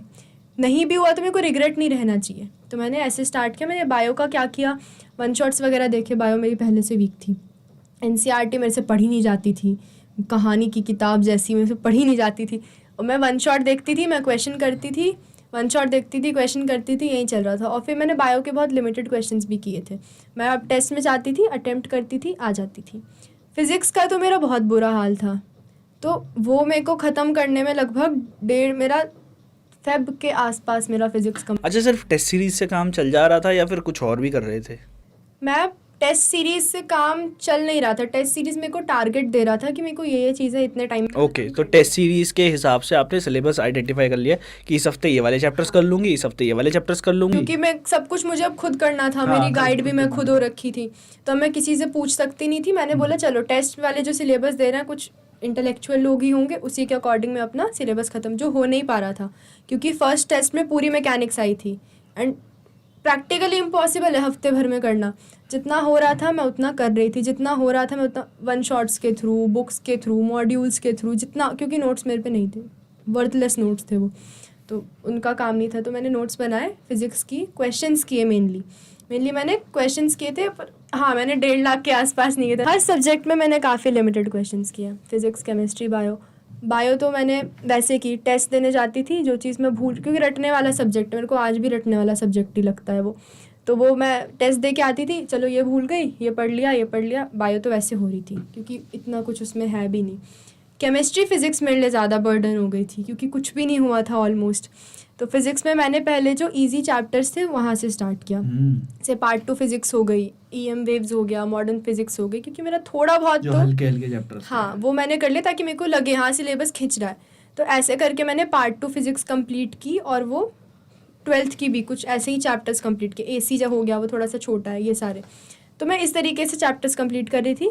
फिर बाद में आते आते मैंने फिर मैकेनिक्स उठाई, और बाप रे मैकेनिक्स मेरा 1 महीना लिया है, क्योंकि मेरे बेसिक्स भी ढंग से क्लियर नहीं थे मैकेनिक्स में, नॉर्मल वेट। अच्छा, मैकेनिक्स की जब हम बात करते हैं तो हम बात करते हैं काइनेमेटिक्स की, NLM की भी, वर्क एनर्जी पावर और रोटेशनल मोशन, ये 4 चैप्टर जो कि 4 सर्कुलर मोशन भी इसी में, बाद में। सर्कुलर मोशन वो उस चैप्टर में इंक्लूड नहीं करते ना। हाँ, NLM ग्रेविटेशन में करते हैं हम इसको सर्कुलर मोशन? नहीं, NLM में और वर्क एनर्जी पावर में बटा हुआ है। अच्छा, बटा हुआ है। तो ये 4 चैप्टर काफ़ी हैवी चैप्टर्स हैं। बहुत हैवी थे, तो मेरे को 1 महीना इसी में लग गया और मेरा सिलेबस ख़त्म हो गया जैसे तैसे। केमिस्ट्री में तो मेरी ऑर्गेनिक मैंने कितनी बार पढ़ी भगवान जी, 5 बार पढ़ी, तब भी वो जो 2 क्वेश्चन आए ना मैंने तब भी गलत कर दिए हड़बड़ी में। तो ऑर्गेनिक का ये हुआ। फिजिकल मैंने अपनी स्ट्रॉन्ग कर ली थी, काफ़ी सीरीज़ चलती हैं यूट्यूब पे इधर उधर की। वो महाप्रलय, महातांडव वगैरह सब देखा तांडव होगा। वगैरह नहीं देखी मैंने वो कैसे करा लोगे भाई 12 घंटे में पूरा सिलेबस रिवाइज, वो सब मैंने नहीं देखा है। मैंने देखा है, मैंने मेनली उस एक प्लेटफॉर्म की काफ़ी कम देखी है, मैंने इधर उधर से ज़्यादा देखी है। तो ऑर्गेनिक, फिज़िकल, इनऑर्गेनिक मैंने कर ली है, अब मैं कर ली है। अब हुआ ये कि मैंने सिलेबस सारा पढ़ लिया है, मेरे से क्वेश्चंस अभी भी नहीं बन रहे थे। तो अब मेरा हुआ कि अब मैं दोबारा से सिलेबस पढ़ने की कंडीशन में नहीं हूँ। फेब का महीना चल रहा था, बोर्ड्स भी आ गए थे और मैंने बोर्ड्स को प्रायोरिटी दी भी नहीं थी। मेरा हर वक्त नीट का ही प्रिपरेशन चल रहा था। फिजिक्स के पेपर के 1 दिन पहले मैं 11th की फिजिक्स कर रही थी और मेरा अगले दिन 12th का बोर्ड है। मैं इस लेवल की स्ट्रेस्ड आउट थी उस वक्त पे कि मैं कैसे सिलेबस कंप्लीट करूँ, क्योंकि बोर्ड्स मेरा 1.5 महीना खींचता, फिर अप्रैल में मैं फुल सिलेबस टेस्ट देती या मैं सिलेबस कंप्लीट करती। इस सब चक्कर में अब फेब में मैंने बोला बहन बहुत पढ़ लिया, अब टेस्ट देने हैं, जो नहीं आ रहा है वो चैप्टर उठा के दोबारा पढ़ना है। और बोर्ड्स के लिए फिर इस टाइम पे बोर्ड्स के लिए मैंने स्पेसिफिकली कभी तैयारी नहीं की है मैंने। हाँ, पर मैंने जब पढ़ा है तो मैंने ऐसे पढ़ा है कि मुझे दोबारा छूने की ज़रूरत ना पड़े, इस तरीके से कि मेरे को जब मैं पढ़ूँ तो ये ना लगे कि पहली बार पढ़ रही हूँ, जैसा मेरे साथ हुआ था नवंबर के वक्त पे। तो मैंने यही किया और मैंने बोला कि अब टेस्ट और टेस्ट एनालिसिस ऐसे करते करते मेरे मार्क्स 300 से 610 तक पहुँच गए एलन के टेस्ट में। 300-350 के आसपास से मेरे वहाँ तक पहुँच गए।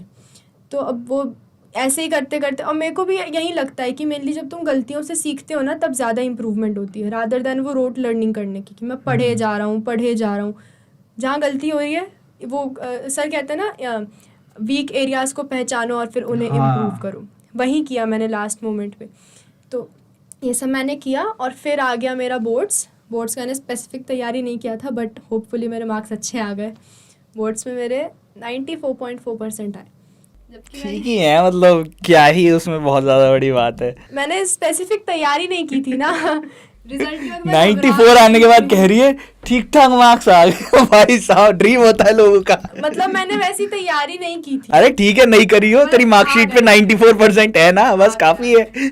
आ गए तो अब रिजल्ट क्या हुआ था। हाँ, तो फिर बोर्ड्स में आ गए मेरे मार्क्स, बोर्ड्स बीत गए। बोर्ड्स के वक्त मैंने 12th और स्ट्रॉन्ग कर दी। हाँ, बोर्ड्स के वक्त 12th का पूरा पढ़ लिया। ऐसा भी नहीं था कि बोर्ड है अगले दिन मैं चिंता मुक्त सो रही हूँ, मैं पढ़ रही थी। जैसे केमिस्ट्री का जब मैंने ऐसे टारगेट बनाया ना, जैसे आज मेरा फिजिक्स का बोर्ड्स है, उससे पहले मेरी फिजिक्स खत्म हो जानी चाहिए, चाहे वो 11th की हो चाहे वो 12th की, मुझे दोबारा नहीं देखनी उठा करके। तो मैंने ऐसे टारगेट बनाया, तो बोर्ड से मतलब जैसे मेरा फिजिक्स का बोर्ड खत्म तो मेरा सिलेबस पूरा डन, केमिस्ट्री का खत्म, केमिस्ट्री डन। तो ऐसे धीरे धीरे करके ना चीज़ें होती जा रही थी। बोर्ड्स को जो लोग ऑब्स्टेकल मानते हैं, तुमने उसी को एक तरीका बना लिया अपनी रिवीजन करने का, अपने टॉपिक स्ट्रॉन्ग करने का। और बोर्ड्स के लिए मैंने स्पेसिफिक कोई प्रीवियस ईयर क्वेश्चंस नहीं किए थे, क्योंकि मेरे को लगता था आना तो वहीं से जहाँ से पढ़ रही हूँ और लिखना मेरे को आता है, मैं लिख लूँगी। ये मेरा सीन था, तो इसलिए मेरे को इतना पर हाँ, जिन्हें आंसर राइटिंग में प्रॉब्लम है उन्हें करने पड़ेंगे, मेरे को ऐसी प्रॉब्लम नहीं थी।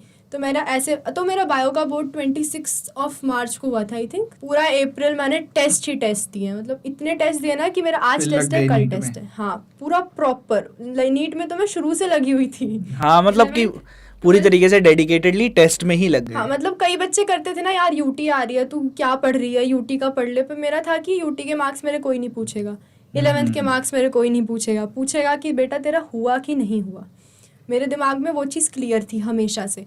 तो ये हुआ, 12th का हो गया, अप्रैल अच्छा चला। फिर आया आपका मई का दिन, वो 4 मई का दिन, बहुत बुरा दिन था, मैं उसे हमेशा याद रखूँगी। एक तो हुआ, एक तो नीट का फॉर्म भरना अपने आप में एक माइलस्टोन अचीव करना होता है, इतना लंबा किया है। हमारे जो कपिल सर हैं और नितेश जैन सर हैं और अंकुर सर हैं, 3 महारथी हमारे, तीनों ने बैठ के फॉर्म भरा और लास्ट में कपिल सर ने बोल दिया कि ऐसा है, अगर ये फॉर्म मुझे भरना है और मैं नीट एस्पिरेंट हूँ, मैं नीट छोड़ के जेई दे लूँगा। फॉर्म बहुत गंदा फॉर्म होता है। एग्जाम होता है। तो खैर मैंने फॉर्म में उतना मेरा दिमाग नहीं लगा, मेरे भैया इन सब चीज़ों में बहुत सपोर्टिव थे। मेरे भैया ने मेरा फॉर्म भरने से लेकर के डॉक्यूमेंट बनवाने तक सारे काम उन्होंने किए, और बीच बीच में मेरे को डांटना भी हो गया, कैसे कर रही हो, अभी सो रही हो, पढ़ना चाहिए वगैरह। और मैं 4 बजे तक जब रात में जग के पढ़ती थी, लाइट बंद करना कि अब सो जाओ, बीमार पड़ जाओगी, ये सब चीज़ें उन्होंने देखी फॉर्म। पर वो फॉर्म फिल हो, मेरे को लग रहा था पढ़ तो लिया, फॉर्म ही फिल नहीं हुआ तो मैं क्या करूँगी, ऐसा वो फॉर्म होता है। फॉर्म फिल हो गया, एडमिट कार्ड आ गया, सब कुछ हो गया, धक धक धक धक चल रही है। क्योंकि पहले मतलब पिछले साल के पेपर के बाद सोचा था 650 प्लस तुम्हारे आने चाहिए, 650 प्लस अगर तुम्हारे टेस्ट में आ रहे, मेरे इंस्टीट्यूट के टेस्ट में, तब तुम्हारा नीट में कहीं सिलेक्शन हो जाएगा ठीक ठाक रैंक पे। पर मेरे इंस्टीट्यूट के टेस्ट में मेरे 650 क्रॉस 2 या 3 बार ही हुए थे। तो मतलब मेरा अप्रैल ख़त्म होते वक्त भी ना मैं ऐसी कॉन्फिडेंट पोजीशन में नहीं थी कि मेरा हो जाएगा। 4 मई के एक दिन पहले 3 मई की रात को मेरे को नींद तक नहीं आई है, 2 और 3 मई को, कि भगवान जी मैंने इतना पढ़ा है, मेरा नहीं होगा क्या, ऐसी हालत थी। फिर 4 मई को मेरा सेंटर काफ़ी दूर था, ग्रेटर नोएडा की तरफ मेरा सेंटर पड़ा था। ओह, दिल्ली के इस कोने से उस कोने? पूरा प्रॉपर वो 3 घंटे का रास्ता। तो मैं उस वक्त गई थी, मेरे भैया उनके एक फ्रेंड गए थे, पूरे रास्ते all is well, all is well, all is well, कुछ कुछ बकते हुए गई थी कि मेरा उस पेपर पे ध्यान ना जाए, नहीं तो मैं सब भूल जाऊंगी। एग्जाम एंजाइटी मुझे बहुत तगड़ी वाली होती है। तो मैं पूरे रास्ते खुद कहते पेपर ईजी आएगा निशा, जब तूने बोर्ड का फिजिक्स का पेपर कर लिया तो इसका फिजिक्स क्या चीज़ होगी, कुछ नहीं होगा, कर लेगी। गलत किया पूरे रास्ते खुद से। फिर आया पेपर सामने। अब मेरे सेंटर वाले सपोर्टिव थे, मेरा इतना टाइम वेस्ट सिग्नेचर वगैरह में नहीं कराया था। ये सब जो साइन पहले किए जा सकते उन्होंने पहले करा लिया, पिक्चर चिपक वाली। बस वो जो क्वेश्चन पेपर मिलने के टाइम वाले साइंस होते हैं वो बाद में, उसमें उन्होंने मेरा ज़्यादा टाइम नहीं लिया था। तो मेरा उस केस में भगवान ने सपोर्ट किया था। मतलब एक होता है ना, जब तुमने मेहनत की होती है तो भगवान जी करते हैं कि वो तुम्हें खुद बताने लगते हैं कि नहीं मैं तुम्हारे साथ हूँ करके। तो अब इसके बाद जब मेरा पेपर स्टार्ट हुआ ना, तो अब फिज़िक्स अनएक्सपेक्टेड आई थी, बहुत अनएक्सपेक्टेड आई थी। तो अब पर मैंने खुद को कहा नहीं, ईजी है। अब कुछ बच्चे फिज़िक्स टफ होती है तो बायो पे जाते हैं, मैं बायो पे नहीं गई क्योंकि मेरी बायो वीक थी। तो मैंने शुरुआत ही फिज़िक्स से की, मेरा 1.5 घंटा फिज़िक्स में लग गया। एंड उस पॉइंट। और तुम्हारा वो कौन सा था, क्या नाम है, सेट कौन सा था जिसमें वो पापी वाला क्वेश्चन? पहला क्वेश्चन था। अरे बाप रे बाप, वो मेरा पहला क्वेश्चन था। तो सरफेस टेंशन वाला। हाँ, वो मैंने पहला क्वेश्चन ये क्या है, ये तो मैंने आज तक देखा भी नहीं है। मैंने जेई के भी क्वेश्चंस लगाए थे बट मैंने वैसा क्वेश्चन कभी नहीं देखा था। तो ऐसा हुआ। अब मेरा 1.5 घंटा फिजिक्स में लग गया। फिर मैंने कहा नहीं, ये मतलब ऐसा चैलेंज की तरह खुद पे नहीं लेना है कि कर ही दूंगी सॉल्व, मेरे को बाकी भी करना है। केमिस्ट्री एक चीज़ हमेशा ध्यान रखनी चाहिए भाई, पेपर करते वक्त आप नीट का पेपर कर रहे हो, आप बोर्ड का पेपर नहीं कर रहे हो। हर पेपर, हर क्वेश्चन के मार्क्स आपको 4 ही मिलने हैं, यहाँ पर कटेगा -1 सब में। चैलेंज की तरह नहीं लेना होता है पेपर। तो मैंने 1.5 घंटे के बाद फिजिक्स में मेरे लगभग 20 क्वेश्चन ही बने थे। तो मैं घूम गई केमिस्ट्री पे, केमिस्ट्री ख़त्म की, वो भी लेंदी थी, बायो भी लेंदी थी। अब मैं बोली किसने बनाया पेपर भाई, एक चीज़ तो इजी होनी चाहिए। फिजिक्स स्टफ देख के मैंने सोचा केमिस्ट्री बायो थोड़े मॉडरेट होंगे, बट दे वर लेंदी। तो वो किया, केमिस्ट्री की, फिर बायो की। बायो में तो मेरा सबसे ज़्यादा टाइम लग गया, केमिस्ट्री से भी ज़्यादा, उसमें से बहुत स्टेटमेंट्स थी। फिर मैं आ गई वापस फिज़िक्स पे। अब लास्ट के जो वो 20-25 मिनट थे ना, उसमें मैं रोने लग गई कि इस साल नहीं होगा लग रहा है, गई मेहनत पानी में। मैंने इतना वो सब याद आने लग गया। मैंने नहीं 20-25 मिनट में जितना हो सकता है उतना करो। तो मैं कह सकती हूँ कि उन 20-25 मिनट में मैंने जो फिज़िक्स के क्वेश्चन अटैम्प्ट किए थे उसी की वजह से आज मेरा सिलेक्शन हुआ है। नहीं तो मेरे बिलो 500 मार्क्स आए होते हैं जो मैं सेलेक्ट नहीं हुई होती। और नहीं हुई होती तो फिर रिजल्ट के टाइम पे जो कॉल्स आए थे उसमें क्या बोलती? चलते अभी उसकी तरफ भी चलते हैं, अभी उसका थोड़े तरफ चलते हैं। तो ऐसा हो गया। अब मैं बहुत रो रही थी उस दिन। मतलब जब मैं पेपर दे के, मेरे सेंटर पे कोई नहीं रो रहा था, पता नहीं शायद वहीं से टॉपर्स निकले होंगे कि क्या, बट क्या झज्जर में पड़ा था क्या सेंटर? नहीं ग्रेटर नोएडा मेरा सेंटर पड़ा था। और वहाँ पे जब मैं सेंटर से निकली तो आधे बच्चे अपने पेरेंट्स से कह रहे थे मैं तो बस ट्राई देने आई थी, मैं तो अगले साल सीरियस अटेम्प्ट होगा। हाँ, तो फिर मतलब समझिए गए। काफी बच्चे नॉर्मल। लिटरली मैं बताऊं, मैं और अविनाश गए थे हम लोग यहाँ सेंटर के पास, एक यहीं हमारे साउथ दिल्ली में एक सेंटर है श्री अरबिंदो कॉलेज के पास। वहाँ पर हम लोग सेंटर पे गए। सेंटर पे जाके हम लोगों ने बच्चों को देखा। स्टार्टिंग में जब बच्चे जा रहे थे काफ़ी एक्साइटेड थे, काफ़ी वो नीट प्रेप की टी शर्ट पहन के गए थे। हम लोग सब बोल रहे अरे कपिल सर भी आए हैं क्या? तो मैंने कहा नहीं कपिल सर नहीं आए, हम लोग आए हैं। ठीक है, इंटरव्यू वगैरह किया, गए पेरेंट्स का इंटरव्यू किया, वो बच्चे पेपर वेपर देने गए। उसके बाद क्या हुआ, उसके बाद जैसे ही पेपर छूटा 5 बजे हमने देखा, एंड वी वर शॉक्ड, बच्चे रोते हुए निकल रहे हैं। मैं एक लड़की निकली रोती हुई, मैंने कहा चलो इसका बेकार गया होगा, कोई बात नहीं, बेचारी का कुछ हो गया होगा। दूसरी निकली, वो भी रो रही है। लड़के निकल रहे हैं, वो परेशान है एकदम। अब लड़के रोते नहीं हैं ऐसे मामलों में, अब वो परेशान हो जाता है, बात करना बंद कर देते हैं। मैं कि ये भी परेशान मुझे है। भी मिले थे एक भैया मेट्रो में, वो भी पेपर दे, उनके चेहरे से पता चल गया कि वो नीट दे के आ रहे हैं। वो फनी इंसिडेंट था, इतने दुख भरे कारनामे, वो मैं आपको बताऊंगी अभी। मतलब यही है ना कि होता है कि कई बार कि नीट के एग्ज़ाम के बाद मैंने खुद देखा था बच्चों को, वो अब मैं और अविनाश हम दोनों इंटरव्यू करने गए हैं, कंपनी की तरफ से कुछ रिव्यूज़ वगैरह लेने होते हैं, कुछ बच्चों से बात करनी होती है, क्या होता है क्या नहीं होता। एक या दो बच्चे जिनके पेरेंट्स से हमने पहले बात करी थी, उनसे दोबारा बात करी, उसके बाद हमारी हिम्मत ही नहीं हुई कि हम किसी से बात कर सकें। मतलब एक होता है ना कि कुछ लोग की कैमरा लेके गए हो तो वही कैमरे में पूरा रिकॉर्ड करना है सब चीज़, न्यूज़ रिपोर्टर की तरह, वो नहीं हो पाया हमसे। हम बह गए, सच में इमोशंस में बह गए हम लोग, तो हम लोग से नहीं हो जिस पाया। इंसान ने, मैंने तो फिर भी अपने सिर्फ 2 साल दिए थे, कई बच्चे 3rd ड्रॉप 4th हाँ। ड्रॉप होते हैं। 5-6 साल की मेहनत के बाद जब तुम जाओ कि नहीं इस साल हो जाने वाला, और तब ऐसा पेपर आए, तब ऐसा पेपर है, तब का दुख बस वो बच्चा समझ सकता है या उसका कोई क्लोज्ड वन। तो मेरे साथ भी यही हुआ था। लास्ट के 15 मिनट में इतना रो रही थी ना एग्जाम में, अपने आंसू छिपा रही थी कि नहीं ये ना लगे कि मतलब मेरा बुरा जा रहा है, या मैं मतलब दिखना चाहिए ना, बेइज्जती नहीं होनी चाहिए क्लास में। तो वो रोते रोते आंसू छिपाते छिपाते मैं लिख रही थी अपना पेपर, और फिर मैंने OMR भरी ही नहीं थी लास्ट के 10 मिनट में। हाँ ये गलती करी थी, ये वाली mistake OMR, रह गई मेरे थी। OMR हमेशा से गलत। मेरे टेस्ट में भी जो 20-25 नंबर फ्री फोकट के कटते थे वो OMR की वजह से कटते थे, और नीट में भी मेरे 10 नंबर OMR की वजह से, 10 नहीं 20 नंबर OMR की वजह से कटे। हुआ ये कि अब 10 मिनट बचे थे, मेरे फिजिक्स का भी कुछ क्वेश्चंस रह रहे थे, और मेरा इतना जितना मैं अटेम्प्ट करना चाहती इतना मैंने किया नहीं था। तो मेरे को एक एग्जामिनर आया, वो बहुत भगवान का स्वरूप थे वो एग्जामिनर, आके कह रहे हैं बच्चे पहले OMR तो भर ले, पूरी खाली पड़ी है। तब मैंने वो भरनी स्टार्ट किया, जो मैंने 5 मिनट के अंदर रेस में मैंने OMR भरी है ना, भगवान। इसी चक्कर में मेरे 4-5 क्वेश्चंस OMR में ऊपर नीचे फिल हो गए, और वो फ्री के मार्क्स मैंने जो गंवाए हैं ना सही करने के बाद, वो ऑलमोस्ट कम से कम कितने 554 पे है। 554 में अगर 5 क्वेश्चन है, 5 क्योंकि वो पांचों सही थे। हाँ पांचों सही थे, और वो नेगेटिव गए। 554 में मतलब कि ऑलमोस्ट 579 या 580 के करीब ना नंबर हो जाते। मेरी रैंक कितनी अच्छी आई होती, पर मैं क्या कर सकती हूँ। कोई बात नहीं है, उस चीज़ में जाने से कोई तो फायदा नहीं OMR है। गलत भर गई, ऊपर से मैंने 634 का ही अटेम्प्ट किया था, 644 जिसमें से OMR भी गलत हो गई। तो अब इस वजह से अब मैं प्रॉपर रोते हुए निकली थी।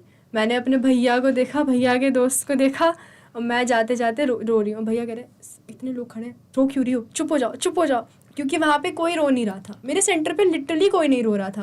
मेरे को लगा कि सिर्फ मेरा ही पेपर लगता है बुरा गया, ये तो और ज़्यादा ट्रॉमा होगा। मेरा ही पेपर बुरा गया लगता है, ऐसा ही आता होगा नीट का पेपर, क्योंकि मैंने पिछले साल के पेपर तक सॉल्व नहीं किए थे कि मेरा कॉन्फिडेंस लो हो जाएगा अगर मार्क्स अच्छे नहीं आए, किए ही नहीं थे। मैंने बस PYQs थोड़े बहुत लगाए थे। तो ऐसा हो गया, और मैं रोते रोते रोते रोते घर पहुंची। अब जिन्होंने मुझे मेहनत करते देखा था, मतलब मैं सही कह रही हूँ, मैंने जो लास्ट में नवंबर के बाद से जो मैंने मेहनत की थी, मैंने एक भी दिन शायद 5 घंटे से ऊपर की नींद नहीं ली होगी। 5 घंटा was a luxury for me. मैंने अपनी पूरी नींद चली गई थी मेरी, सब वो नींद आएगी नहीं ना, खुद ही नींद नहीं आती है, तो ऐसा हो गया था। तो जिन भैया ने तो मेरे को मेहनत करते हुए देखा था, तो अब मैं रो रही थी ना, तो मेरे फेस पे भी नहीं देख रहे थे कि उनको, वो खुद को फिर कंट्रोल नहीं कर पाएंगे। उनके दोस्त कर रहे छोटी चुप हो जा, छोटी चुप हो जा, भाई चुप करा ना, चुप ही नहीं हो रही है। ऐसे मैं घर आई थी, और फिर मेरे को नहीं पता था ना सबका बुरा गया। फिर आया कि हाँ बुरा गया है, बुरा गया है। कट ऑफ की एक्सपेक्टेड वीडियोस देखी, तब भी रिजल्ट तक ऐसा कुछ पता नहीं था ना कितना जाएगा ऑफिशियल कट ऑफ। तो मैं अब रिजल्ट का दिन आ गया। एक तो रिजल्ट के दिन मैं सो रही थी, मेरे टीचर्स का फ़ोन आ रहा है। मतलब इतना गुस्सा आता है ना मेरे को, एक तो पढ़ाते वक्त तो पढ़ाया नहीं कुछ खास, और रिजल्ट के दिन, रिजल्ट आने से पहले ही फ़ोन हो रहा है, फ़ोन पे फ़ोन, फ़ोन पे फ़ोन, फ़ोन पे फ़ोन। अब मेरे को फिर भैया ने फ़ोन उठाया, उनको पता चल गया रिजल्ट आ गया। वो लग गए अपने लैपटॉप पे, वो खुल ही नहीं रहा है। अब वो सर्वर डाउन, वो साइट क्रैश हो रखी थी। साइट तो खैर काफ़ी बढ़िया बनाई जाती है। साइट क्रैश हो रखी है, आधे घंटे से 45 मिनट हो गया है, मेरा अभी तक रिजल्ट नहीं आया है। और तब तक में 2-4 कॉल्स भी आ गए कि ब्रो मेरा नहीं हुआ है, मेरे 511 आए थे, मेरी कुछ 40 पता नहीं कितनी रैंक आई है, मेरा नहीं हुआ है, मेरा नहीं। 3 कॉल्स आ गए मम्मी के पास। उसके बाद से फिर बाकी, मतलब अभी मेरा रिज़ल्ट खुला भी नहीं है, तब तक मैं बाकियों का कॉल आ गया, रिज़ल्ट आ गया, कितना रैंक बना, हो गया कि नहीं हुआ, ऐसे कॉल्स आ गए। अब रिज़ल्ट मेरा आया 1.5-2 घंटे लेट। मैंने जब रिज़ल्ट देखा ना तो अब मेरे आंसू नहीं रुकने वाले थे कि हो गया फाइनली, मुझे नहीं पढ़ना दोबारा, हो गया, अब किसी को ताने नहीं तो पड़ेंगे। क्या रैंक थी? मेरी रैंक ऑल इंडिया रैंक आई मेरी 10,722 और which is great for EWS category rank आई मेरी 1116। 1116। हाँ 1116 के हिसाब से बढ़िया कॉलेज मिल जाएगा हम लोगों को। हाँ मिल जाएगा, पर अब ऐसा मेरा वो, अब मैं रोते रोते हालत ख़राब। अब उतनी खुशी के मौके में ना मेरा बस चलता तो मैं किसी को कॉल नहीं करती, मतलब कुछ अच्छे रिलेटिव्स भी थे पर मैं अपने बड़े पापा और बुआ को तो बिल्कुल कॉल नहीं करती। तो मैं बोली भगवान नहीं होता तब मेरा क्या होता, आपने बचा लिया मुझको। तो मेरी पूरी जर्नी इसी तरीके की गई है, पूरा नीट से लेकर के मतलब जितनी प्रॉब्लम कोई सोचता है ना कि हमारे ड्रॉप ईयर में ये दिक्कत आई, पहले ड्रॉप में दिक्कत है, दूसरे ड्रॉप में दिक्कत है, इसलिए हमारा नहीं, मेरी सारी दिक्कत 2 ही साल में आ गई, अच्छे से आ गई। और मैंने मतलब हाँ मेरा उतना कुछ एक्सेप्शनली बढ़िया रैंक नहीं आया बट आ गया है। मैं इसी से बहुत ज़्यादा खुश हूँ कि अब मेरे को दोबारा वो ट्रॉमा नहीं झेलना पड़ेगा। बट अब आगे का क्या सोचा है, मतलब कौन से मेडिकल कॉलेजेस के बारे में सर्च किया है कि कौन से वाले चुने जाएंगे, कौन से वाले कॉलेजेस में जाया जाएगा? रेफरेंस लिस्ट बनाना पता है बहुत स्ट्रेसफुल था, मुझे पढ़ाई से ज़्यादा ये सब स्ट्रेसफुल लग रहा था, काउंसलिंग का बहुत ज़्यादा होता है। मतलब कौन सा कॉलेज, एक तो कट ऑफ का जो प्योर डेटा है ना वो किसी वेबसाइट पे ढंग से अवेलेबल नहीं है, हर नहीं, जगह पे अलग है। नीट नेविगेटर देखो, मेरे को वो भी तो नहीं मिला ना, नीट नेविगेटर मेरे को मिला ही नहीं। यार अब तो तू कनेक्टेड थी हमसे यार। नीट नेविगेटर मैंने ढूंढा पर ऐसे कट ऑफ का वो प्रॉपर मेरे को 1-2 PDF मिले बट तेरे को काउंसलिंग के टाइम पे मतलब ये कर लेना चाहिए था, हम लोगों को कांटेक्ट कर मैंने लेना। बनाए मतलब अब ऑल इंडिया लेवल की कट ऑफ में तो मतलब ऑल इंडिया लेवल की काउंसलिंग में तो चिल है ना सब। हाँ सब चिल है। हाँ फिर ठीक है। तो वो मैंने मतलब काफ़ी वीडियोस देखी, फिर जाके मैंने प्रेफरेंस लिस्ट तैयार की, देखिए कहाँ मिलता है, कहाँ जाती हूँ। कौन सबसे फर्स्ट प्रायोरिटी पे गया? एम्स ऋषिकेश। मिल गया तो मिल गया तो अच्छी बात है, तो बस। मिठाई मेरी तरफ से पक्की आपके लिए। अरे बिल्कुल। कितनी फीस होगी वहाँ पे? पूरे कोर्स की 5,000 समथिंग है। नहीं, इसको ऐसे करते हैं ना कि जो हमने कोचिंग में फीस दी थी स्कॉलरशिप के बाद भी उससे भी आधी फीस एम्स ऋषिकेश की है। वो आधी तो बहुत ज़्यादा हो गई, आधे मैं कहती हूँ 160th टाइम्स है। हाँ। मतलब कोचिंग की फीस ज़्यादा थी, काफ़ी ज़्यादा थी। तो 10,000 में तो हो रहा था। क्या 10,000 रजिस्ट्रेशन था, फीस कहाँ भरी थी? वो तो फीस कितनी थी फिर? फीस तो काफ़ी थी, 1,80,000 शायद 1 साल की फीस थी, जिसपे मेरी स्कॉलरशिप से कुछ कम हुआ था, 60 to 70% के, उससे कम हुआ था। वो बहुत ज़्यादा अंदर टर्म्स एंड कंडीशंस अप्लाइड होते हैं ना। हाँ कि ट्यूशन फीस पे नहीं देंगे, या खाली ट्यूशन फीस पे ही देंगे, इस पे नहीं देंगे, उस पे नहीं देंगे, टेस्ट सीरीज़ का अलग से खर्चा, वो सब अलग था, तो उस सब का नहीं था। तो बहुत फीस लगी, मतलब मैं कह रही हूँ ना कि अगर नीट की तैयारी से, नीट ओरिजिनली MBBS करने से ज़्यादा फीस नीट की तैयारी में लगते हैं। हाँ। इतना तगड़ा बिजनेस बन चुका है, इतना ज़्यादा, बुक्स ये ले लो, वो बुक्स ले लो, ये बुक ले लो। जबकि सब लोगों को एक काम करना चाहिए, चाहे किसी भी कॉम्पिटिटिव एग्जाम की तैयारी कर रहे हो, रिसोर्सेज अपने मिनिमम रखो। हाँ, ज़्यादा रिसोर्सेज पे बहुत कंफ्यूजन होता है मेरे हमेशा से। तुम्हें खुद एंजाइटी हो जाएगी, भाई अभी मैंने वो वाली किताब नहीं की, वो वाली किताब नहीं करी, वो वाली किताब नहीं करी। मैं कह रही हूँ एक बार नीट प्रेप की बुक्स देख लो। उसी में से बायो की वो बुक थी ना, जू की थी कि बॉटनी की थी, मैंने देखी थी, मास्टर क्लास इन बायोलॉजी जो थी, वो तो पूरी बायोलॉजी। हाँ, तो वो स्टेटमेंट बेस्ड, उसमें बहुत अच्छे क्वेश्चंस थे। मैं सही में कह रही हूँ, मेरे को किसी ने पैसे नहीं खिलाए। एक लड़की का सर ने इंटरव्यू किया था अभी, उसका थोड़ा आईसाइट का प्रॉब्लम था, तो उसने क्या किया, नीट प्रेप की सारी बुक्स ऑर्डर कर ली। अब सर को लगा ये क्या है यार, मतलब टारगेट बैच अगर कोई बच्चा ले लेता है तो फिर उसके बाद वो बुक्स रेयरली ही ऑर्डर करता है, क्योंकि टारगेट बैच में बहुत सारी चीज़ें हैं उसके पास, ठीक है।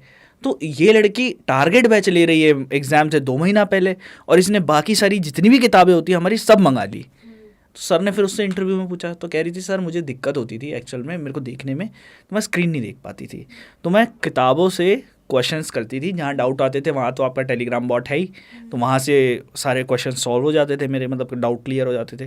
तो ये चीज़ थी, मैंने कहा वाह ये ऐसे भी तैयारी होती है। बढ़िया यार, होती है, करने वाले बहुत तरीके से करने वाले बहुत तरीके से सेल्फ स्टडी से भी बच्चे अच्छी रैंक निकाल लेते हैं, जहाँ बड़े बड़े कोटा जाने के बावजूद बच्चों का फर्स्ट अटेम्प्ट में नहीं हो पाता है। काफ़ी ऐसे इंस्पिरेशनल स्टोरीज मैंने भी सुनी थी, तो काफ़ी बढ़िया रिसोर्सेज लिमिटेड ही रखने चाहिए पूरी तैयारी में। जो मेरे को सबसे ज़्यादा हेल्प किया वो था टेस्ट देना, टेस्ट का एनालिसिस करना। बार बार पढ़ना मेरे को कभी हेल्प नहीं किया, मैंने बार बार पढ़ा ही नहीं है, मैंने गलतियों से सीखा है इसी वजह। और बाकी अगर मैं पेपर में पैनिक नहीं की होती ना तो खैर वो अलग बात। बार बार पढ़ने से मतलब है कि रिवीजन करनी है, बट एक्टिव रिवीजन करनी है, पैसिव रिवीजन। रिवीजन बार बार पढ़ के कभी भी रिवीजन नहीं होता है। मैं कहती हूँ कि आर्ट्स मतलब नहीं, एक्टिव रिवीजन का मतलब क्या होता है कि आपने रिवाइज किया, ठीक है, अब आप क्या कर रहे हो, नेक्स्ट रिवीजन में देखोगे खाली इंपॉर्टेंट पॉइंट्स क्या है, उसके बाद क्वेश्चंस देख लिया आपने। ये तरीका भी अच्छा है। फिर उसके बाद नेक्स्ट पॉइंट पे देख लिया कि हाँ भाई ऊपर ऊपर से आपने थोड़ा सा नोट में ऐसे गो थ्रू कर लिया, उसके बाद आपने टफ वाले क्वेश्चंस देख लिए, तो कॉन्सेप्ट आपके दिमाग में बैठता जाता है, वो होता है।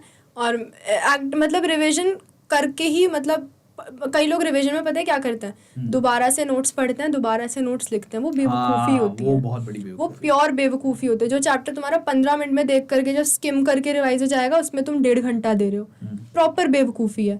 अगर शॉर्ट नोट्स बनाने भी है, शॉर्ट नोट्स बना लो, एक पेज में जो चैप्टर खत्म। शॉर्ट नोट्स भी मेरे को नहीं लगता कि बायो के शॉर्ट नोट्स भी, हाँ रट्टे वाली चीज़ों के बनते हैं, मॉर्फो के, एनिमल किंगडम के, बट मुझे नहीं लगता कि बायो जैसे वास्ट सब्जेक्ट जिससे मेनली स्टेटमेंट वाले। हाँ, बायो के तो मैं कुछ नहीं कह सकता हूँ, बट केमिस्ट्री और फिजिक्स में बन सकते हैं, उसका मैं बता सकता हूँ कि भाई उसमें बन सकते हैं। हाँ, रिविजन करो तो क्वेश्चंस के थ्रू करो, करके सीखो कि हाँ यहाँ गलती हुई है, ये करना है, वो करना है, दिमाग बंद करके कभी भी नहीं पढ़ना है ये। और उसके बाद से टेस्ट दो, टेस्ट से सीखो। मतलब कुल मिला के मेन बात ये, अपनी गलतियों से ही सीखो। मैंने जितना अपनी गलतियों से सीखा है ना, मैंने किसी बुक से या किसी गाइड के थ्रू नहीं जाना है ये। और अपने रिसोर्सेज बहुत मिनिमम, मैंने अपने रिसोर्सेज में पता है मेरे बस टेस्ट के क्वेश्चंस होते थे, और मैं अपने जेई के मतलब थोड़ा ढंग के क्वेश्चंस के लिए जेई के क्वेश्चंस करती थी। मेंस की मैंने PYQs की बुक मंगाई थी, बुक्स तो मैंने बहुत मंगाई थी, रेफरेंस DC पांडे हो गया, ये बुक हो गई, वो बुक हो गई, जिसका कोचिंग में सुनते अच्छा भाई तू ये किताब कर रहा है तब तेरे मार्क्स आ रहे हैं, वो मंगा ली। ये बेवकूफ़ी नहीं करनी चाहिए, पैसे जाते हैं उतनी तुम सॉल्व भी नहीं कर पाते हो। लिमिटेड रखोगे तो लगेगा हाँ ये हो गया, वो हो गया, इतना ही करना चाहिए, इससे ज़्यादा नहीं। वैसे भी क्वेश्चन करके ही पेपर निकलेगा, पेपर में कोई थ्योरी नहीं पूछ रहा कि तुम कितना डीपली वो कॉन्सेप्ट समझ कर आए हो, कोई नहीं पूछेगा। सही बात। तो अब आगे का क्या प्लान है, कौन से वाले डॉक्टर की तरफ जाना है? मुझे तो न्यूरो सर्जन बनना है, पर उसके लिए भी तो PG देना पड़ेगा। हाँ, PG तो देना पड़ेगा, PG दे के बताऊंगी किस में जाना है, पर मेनली तो मुझे न्यूरो सर्जन ही बनना है। मेरा जब से मैंने डॉक्टर का सोचा ना, तब से मेरे को इसी फील्ड में जाना है। बहुत कुछ है ना करने को, कितनी डिजीजेज जिनका क्योर नहीं है, तो मैं उन सब चीज़ों में रिसर्च भी कर सकती हूँ, सीख सकती हूँ, तो काफ़ी फैसिनेट करता है ब्रेन मुझे। बढ़िया। तो ये थी अनीशा की पूरी कहानी, जिसमें ड्रामा है और फन है, उसमें काफ़ी सारी मेहनत है और बहुत सारा डेडिकेशन है जो अनीशा ने दिखाया है। और सबसे इम्पॉर्टेंट टेक अवे इस कहानी का ये है कि सिचुएशन चाहे जो मर्जी हो, तुम्हें तुम्हारे हिसाब से नीट का एग्ज़ाम खुद ही निकालना पड़ेगा, कोई हाथ पकड़ के निकलवाने के लिए नहीं आएगा।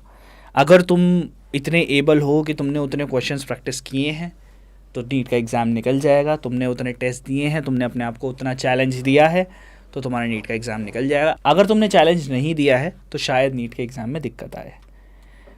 तो मिलते हैं फिर तुमसे अगली एक कहानी के साथ, अगले एक इंटरेस्टिंग मोड के साथ। तब तक के लिए thank you very much Anisha. तो thank you very much and thank you, और सब्सक्राइब कर देना फॉर मोर स्टोरीज।